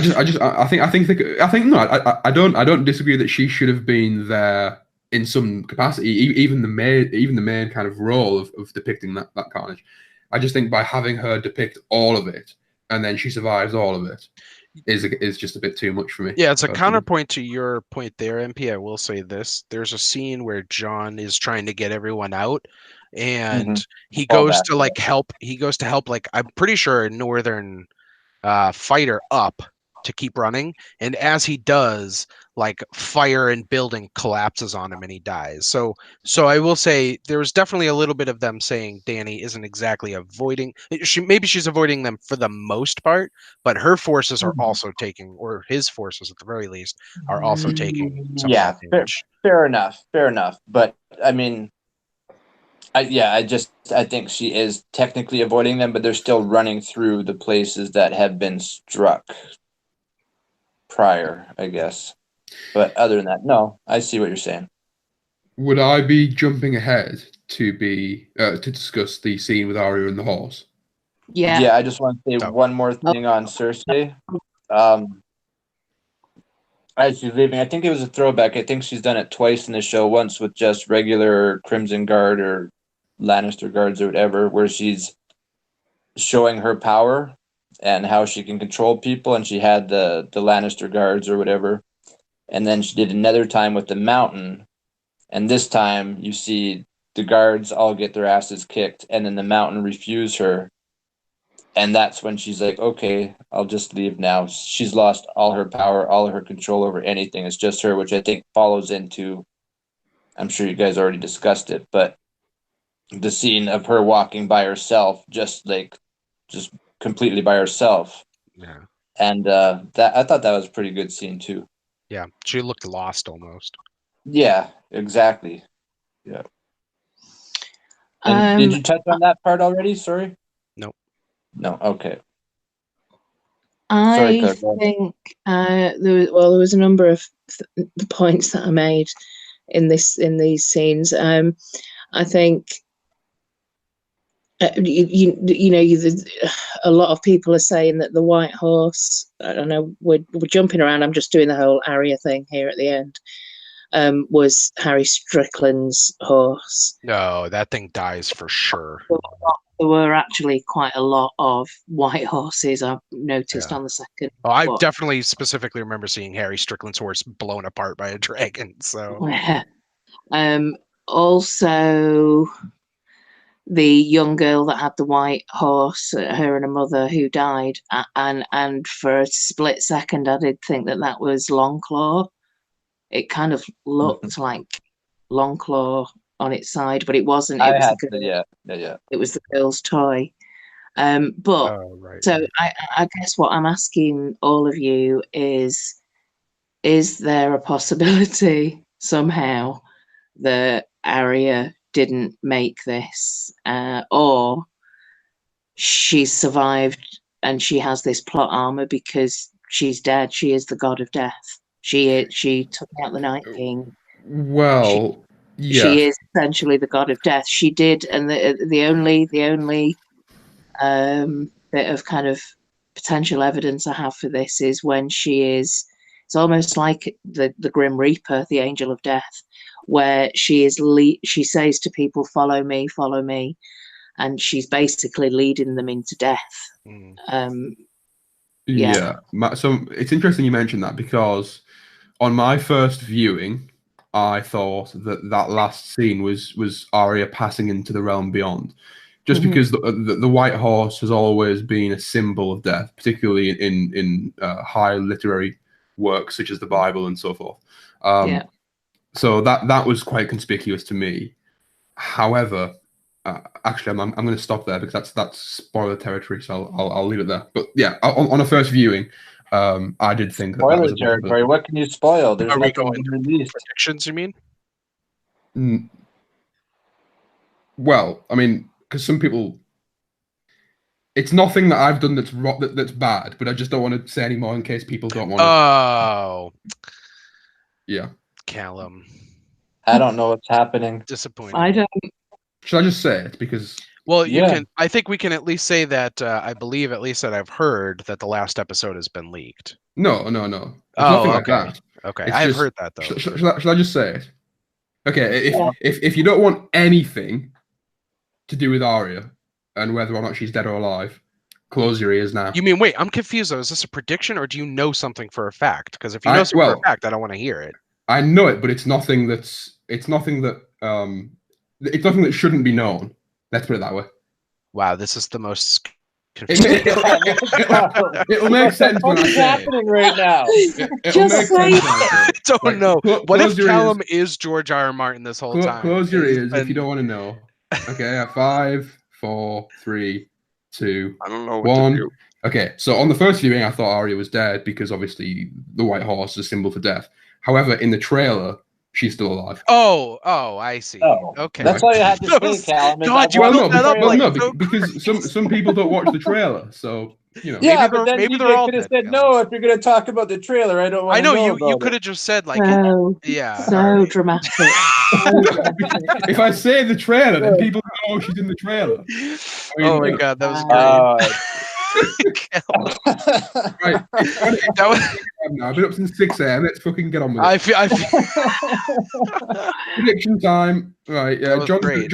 Wait. One last thing, and this is super quick. I just want to point out one quick thing, which is there's a great scene of when Cersei and Jaime first meet up when she's like lost, and then they meet up. There's a great shot from above of them hugging, and they're on the map of Westeros. Yes. And yes. there's the northern section is covered in rubble, and the rest Yeah. of it's, you know, like coated in like red rock and dust and all this stuff. And I just thought that was a cool little Did cool little not thing. one of the collapses that happened when they were standing there just before they ran, did that not land on where King's Landing should be? I don't know where it specifically landed, but there was definitely like a couple big drops onto the map. I mean, it was definitely supposed to, I think, symbolize the kingdom falling apart, quite literally. Absolutely, I agree with you 100%. Yeah, I wanted to mention that too. Good job. Yep.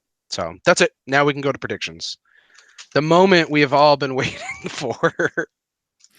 Okay, prediction number Right, one. yeah, be as wild as you possibly want to be. But I've got a few. I have two predictions. Two predictions very fast. I'm gonna reel them off. The first is that Azor Ahai is in reference to Dany's night, i.e., the black kingdom around the black ash around King's Landing being the darkness. And in order to put an end to that, Jon Snow needs to put his flaming sword, i.e., his Valyrian steel sword, through the heart of his lover, i.e., Dany, therefore satisfying the prophecy. The show of Game of Thrones has played on the issue of interpretation ad nauseum, if you ask me, and this is just one other aspect of that. People assume it's to do with the White Walkers, but in actual fact, it's to do with Dany. There's prophecy number one, prediction number one. Jon kills Dany. The second is that Arya sails west, or at least sails somewhere. I don't think she'll stay in Westeros, and she's already said that she can't go home. She won't sail east because that's boring. We already know what's east. I think Arya will go somewhere that we don't know, and that will be her end. That's it. Okay. I've got one prediction. It's kind of, I don't know. I'm taking a shot in the dark because I think two things. I think, like Cal briefly mentioned earlier, they might be building Arya up to kill Dany, but I don't think that's what they're doing. I hope that's not what they do. I hope not. I think that it makes much more sense for Jon to kill her. However, I'm gonna throw this out there. I think Tyrion's gonna kill her for a couple of reasons.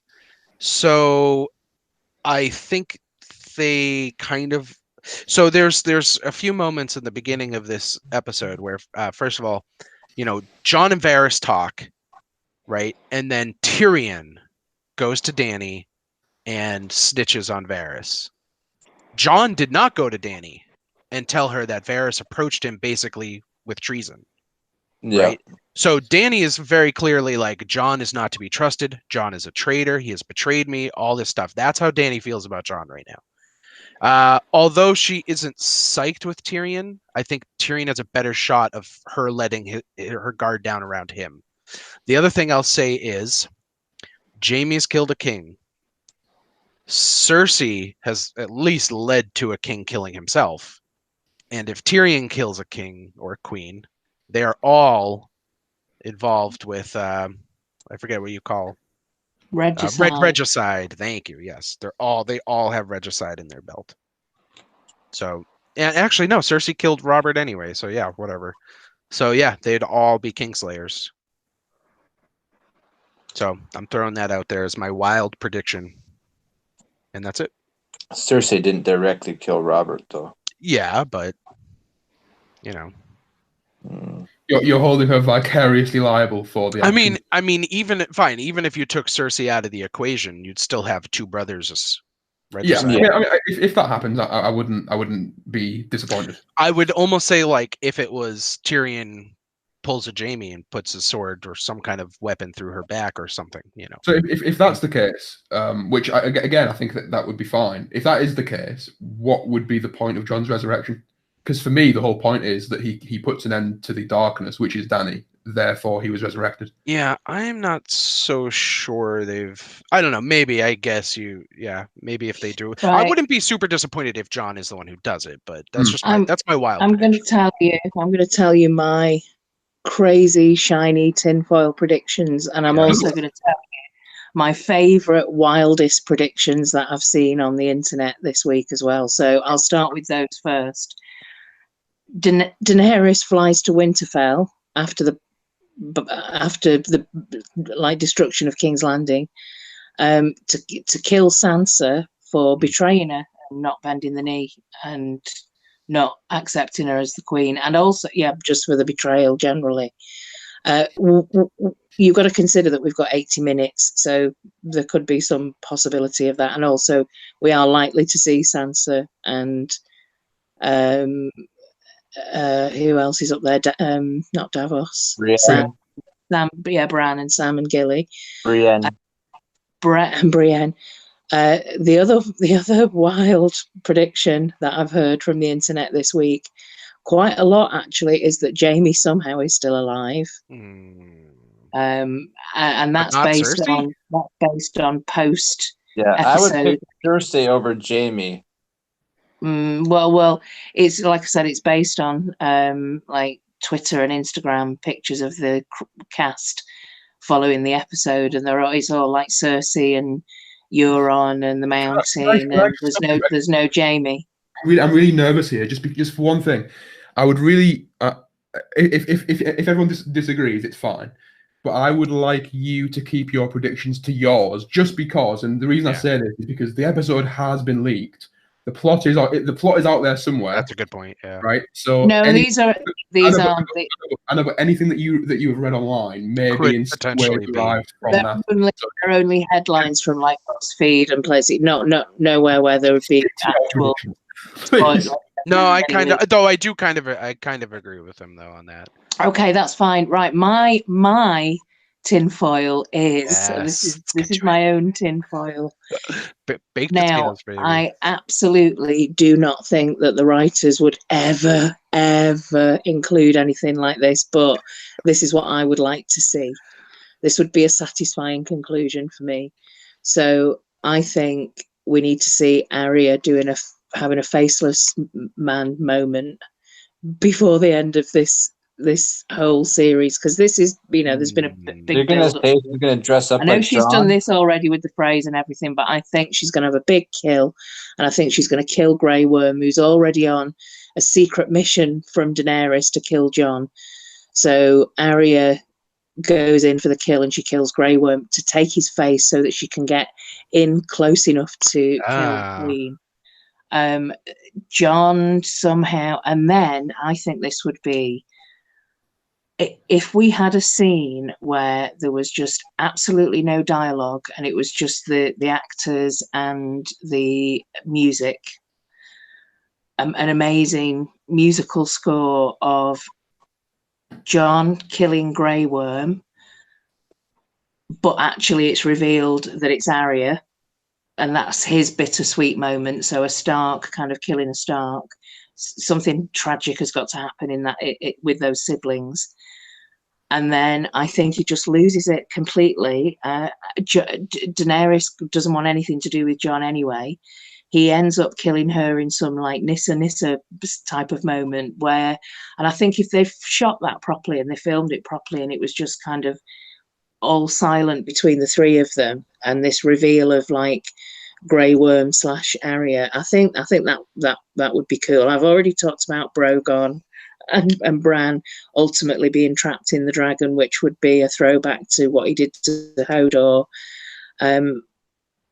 I just think logic says that Tyrion's not going to make it out of this episode, but if he did, I'd love to somehow, I don't know how this would ever happen, but I would love to see if there is an Iron Throne or anything like that concept even exists, that Sansa and Tyrion may reunite politically somehow, but end up sort of, actually there is a fondness there between them, and I know that's a real girly romantic rainbow type of thing to say. I also think on a very practical level that with those 80 minutes that it would be nice to have at least a couple of them where we get shots of, even if it's just lords or significant people in different areas opening up the scrolls and reading Varys's notes. I don't imagine that there's going to be a huge battle where the Riverlands and Dawn and the Stormlands and Yara and her Iron Fleet come to defend Jon's claim. I don't think anything like that's going to happen. Anything big like that's going to happen. But somebody's got to deal with the remaining Dothraki and Unsullied, whatever happens to Daenerys. So yeah, but anyway, that's what I would like to see, is that thing between Arya, who's taken Grey Worm's face, and Jon and Daenerys. I think that would be quite satisfying for me. And then Jon just gets on Brogon and goes north. You know, I will throw out one thing, which is if Arya is going to kill Dany, I wouldn't mind that to be the way it happens, especially because of the betrayal prophecy with her. Oh, and Dany doesn't ever see that it's Arya. Yeah, so once one betrayal for love was the last prophecy that she received. It was once for gold, once for something, once for love. Once for blood, once for gold, once for love, I think it was. I think Daenerys is already Jon the blood betrayal then? Yeah, no, I think Jon is already the love betrayal, because it might be. I think that's sort of what they were hinting at, but yeah, I was just throwing that out there though. That's more of he betrayed her for his family, basically. Yeah. Who betrayed her for blood though?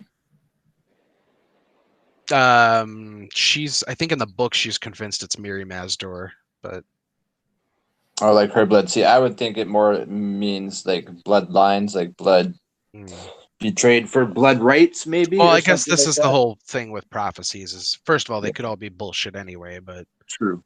Yeah. Do you think?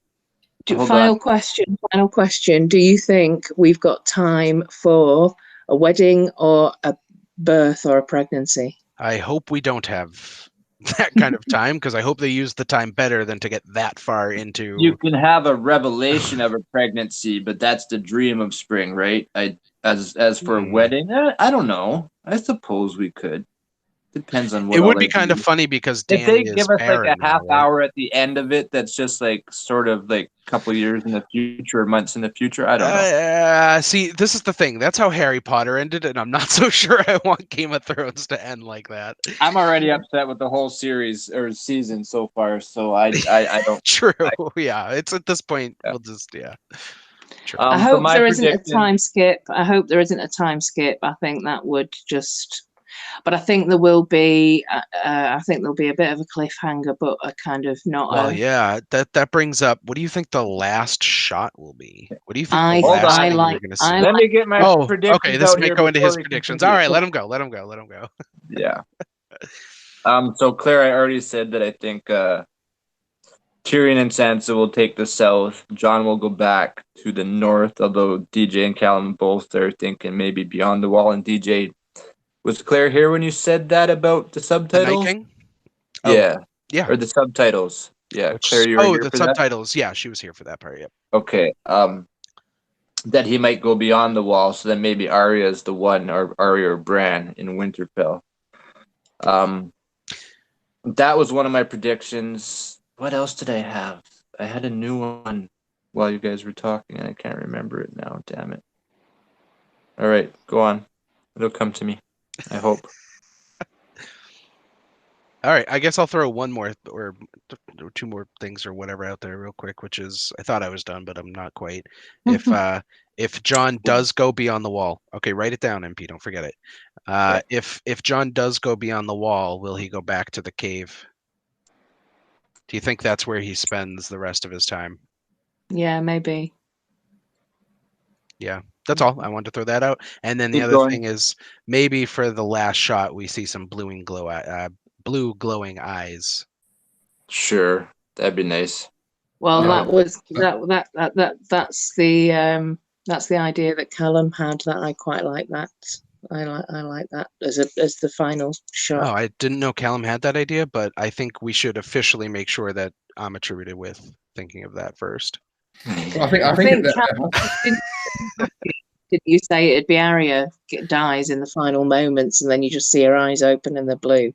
Yes. I think it might be Jon personally. Although I think it could be Jon as well. Yeah. There is. Hold on, we're going back to me before I forget it again. Yeah, go on. I'm too tired. My tinfoil theory, which of course they all are at this point now, is that the weird thing, Claire, you said something has to happen within the Starks. I think that if Jon does kill Dany, thinking that he's a Targaryen. That's the twist with the Bale the Bard story. Where what is it? Is it brother that kills father or brother that kills brother in Bale the Bard? Brother and brother. It is brother and brother. Okay. Eric told you. Is that so? If Jon does end up killing Dany, thinking that she's a Targaryen, or Dany attacks Jon, thinking that he's a Targaryen and he's not, and he is a Stark, that's the flip side. That's the juxtaposition of a brother killing a brother, is thinking you're killing somebody in your own family, but actually you're not. Or conversely, if Arya or Sansa killed Jon thinking that he's a Targaryen, but actually he's a Stark, and they find that out later, that will be something. So I'll throw that in there. There's something that could possibly happen. I doubt it will, but I would love to see it. Either Arya and Sansa killing Jon and then finding out that he is a true Stark, or Jon killing Dany thinking that he's killing his own sibling and then realizing that he never was part of that and could have avoided it, could have been in love and not. That's where I'm dropping that at. You can shake your head all you want. It's just a tinfoil. No, I'm not. I'm not disagreeing with it. I just don't understand it. You can't disagree with something you don't understand, obviously. Yeah, that's why I'm shaking my head. Well, I'm just like, Tell that to the flat. how does he not think she? Yeah. Anyway, yeah. How does he not think what? I think I get it. Yeah, it's the twist is in MP's mind is that Jon is in fact a Stark, and that yeah. Either way, So Jon Sansa, is a Stark. Sansa or Arya killed Jon for a reason, thinking that he's more southern and no more northern now, that will be the twist. Or if they attempt to and he has to kill one of them, it's just a play on what you would have to do to keep what's yours. In fact, it actually belonged to the group of you to begin with. Why would Sansa and Arya want to kill Jon? Well, Sansa wants power. And if she believes that Jon's a Targaryen at the time when she's killing him and feels like he's going to end up like Dany, she has reason to. All right, here's my last bold prediction. Yeah. We spend all 80 minutes at Greywater Watch next episode. Okay, yes, correct. You guys won. Although we did get a few predictions right last episode. There's no winners here, Duncan. There's just lesser losers. we lost. No, you're right. We all lost this season. We're all losers. Yeah, this season. As soon as I watched it, I was like, fuck. You knew you couldn't escape this whole episode without us talking about it. No. I was going to bring it up earlier, and then something sidetracked. I totally forgot. Yeah. But, okay. Yeah, I was going to give you guys props. Okay, yes, we did not go to Greywater Watch. You can't give me props. All I said is they were. Have to go back. I'm gonna steer the ship. Still have to go back north. I'm steering the ship towards sanity. Okay. Yay. Do we? Because I'm getting belligerent now. Do we believe there will be any further scenes with Bran of a significant nature? Yes or no? If yes, what will it be? Yes. These are my questions too. Yeah. Go on then, Claire. And what was the second part to the question? If yes, what will the scene be? I've got one idea, but I'll let you go first. I think yes, and it will be maybe us getting a vision of what he's seen in the past, or which gives us a clue to what might happen in the future, or it is something really bizarre, like he tries to warg into Drogon to control him, and then Drogon we're back to Drogon. we're back to Drogon. Yeah. Right. Well, you've already DJ's adopted it now. It's I hate myself. I hate myself. Right, okay, that's fantastic. DJ, go. I was just gonna say one of two ways. If I'm not saying this is good, I'm just saying if this happens, this would be ridiculous. It doesn't have to be good anymore. None of this is good. What are we talking about? What if we see Bran in his last? I'm thinking a couple ways this could go. It's him being like laid into a tree or something. But what if he just, the last thing, I agree that if we're going to see Bran again, there's going to be some kind of vision. Yeah. I'm thinking that it will either be, like a vision of maybe some core catalyst event that, spurred a lot of this stuff, maybe something to do with the White Walkers, or maybe he has a vision of what's happening beyond the wall right now and that there is still something out there. I'm hoping, basically, I do hope that there is still something with the White Walkers. We've talked about that, especially if they're going to do that prequel show regarding the Long Night or whatever. Like, I hope that they don't literally just end it the way they did. I hope that there is something they show, whether it's Bran is the Night King, Jon is the Night King, or Bran just has a vision of something happening still beyond the wall. Something along those Well, lines. they can't.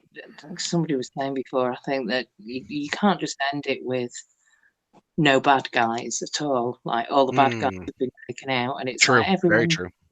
Yeah, it can't be peace. That's definitely would be counterintuitive to the themes they've been Because setting. then it wouldn't be a dream of spring. It would just be spring. Well, speaking of dream, there's one other thought I had about Bran is what if this is all a vision Bran has been having of possible events? No, I do not want that. I know you don't. I don't want that either, for the record.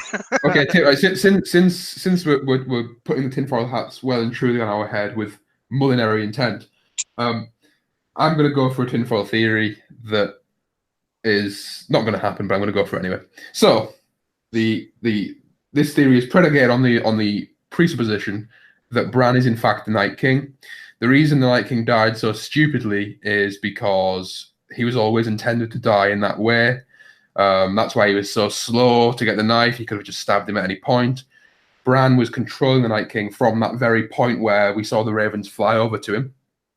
And he brought him there, and then they kind of fused their beings. And then... that's not ever going to be revealed, though. Well, who knows? And then, and here's the kicker. We're trying to bake potatoes over here. Here's the real kicker, ladies and gentlemen. We're 3 hours in now, so we're getting interesting. And then the Night King becomes the king through the conduit or vehicle of Bran. And Bran has put everything in motion, moving forward, and he ends up sitting the Iron Throne. Thank you, ladies and gentlemen. Thank you very much indeed. Wow, crickets. And I love it.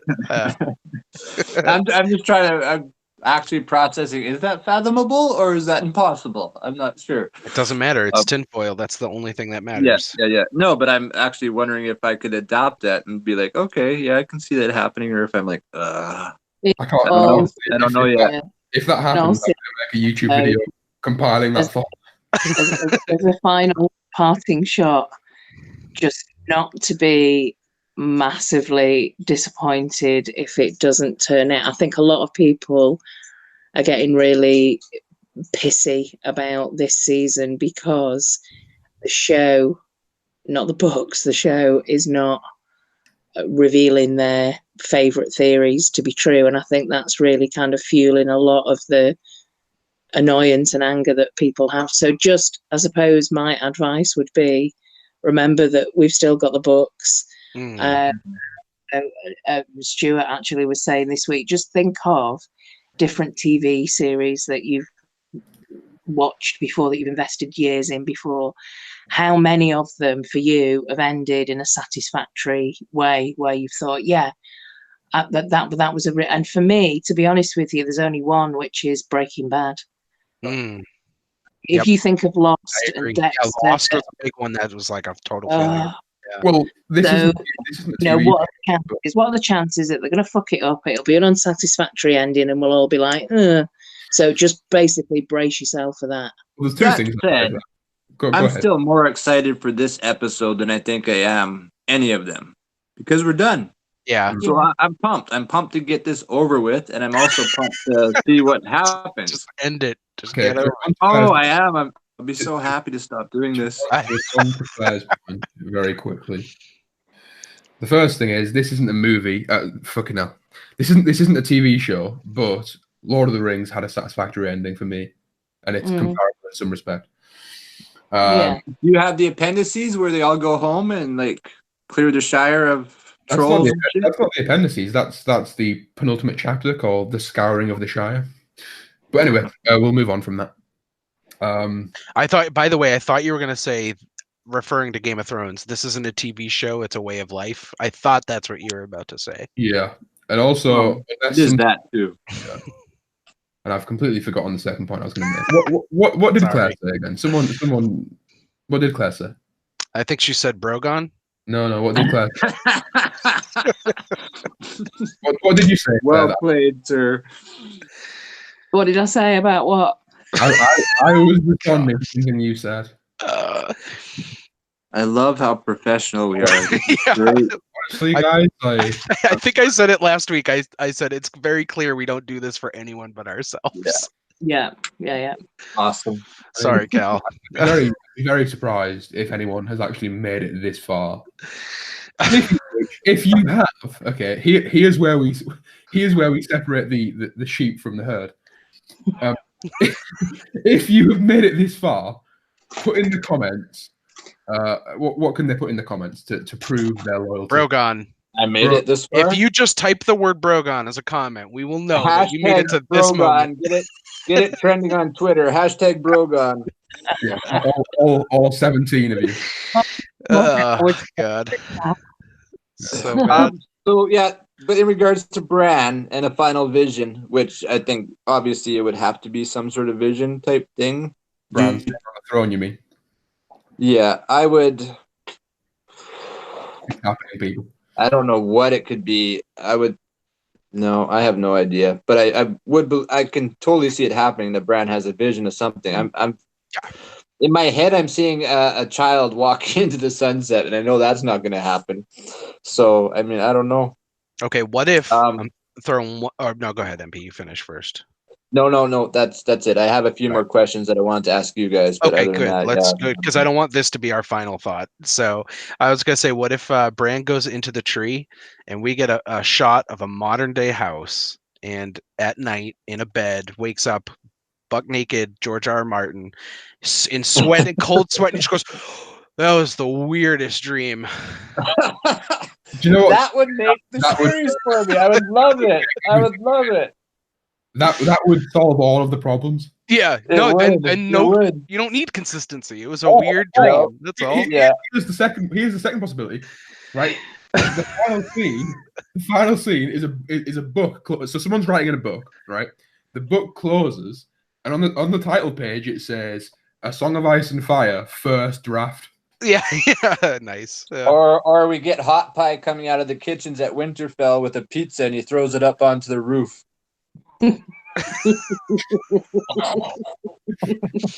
Right. I think these are all of these are going to happen. Actually, I think. All right, now you can ask your question, so we don't end on that. I don't remember my questions at the moment. All right. I just know I Hashtag had Brogon, some. people. You heard it here. Do you know that? Brogan. Do you all feel like we're going back to Winterfell for some key scenes? There's Like, going to are we have to gonna be something. Yeah. I do. One of my other predictions, I think that Claire was talking about earlier, is that I feel like maybe we'll have another sort of meeting, kind of like the king who knelt. I know Jon already knelt, but maybe Dany brings her forces to the north, and the north stand up to her. And instead of kneeling this time, they say that, you know what, this is ours, we're keeping it. You have that, and she agrees. I don't know, but I feel like we could have that sort of Torrhen Stark sort of scenario, except in reverse, where they don't kneel this time. Or maybe Daenerys and Grey Worm and her forces or whatever capture Jon, take him to Winterfell as like a bargaining chip. We will kill him unless you bend the knee. Maybe she's that fearsome and ruthless now. That would work too, and they refuse though, right? Yeah. They would refuse. I feel like they have to refuse this time around. Also, we will go to Greywater Watch, and Helen Reed will be there. I told you, all 80 minutes spent in Greywater Watch. Yeah, absolutely.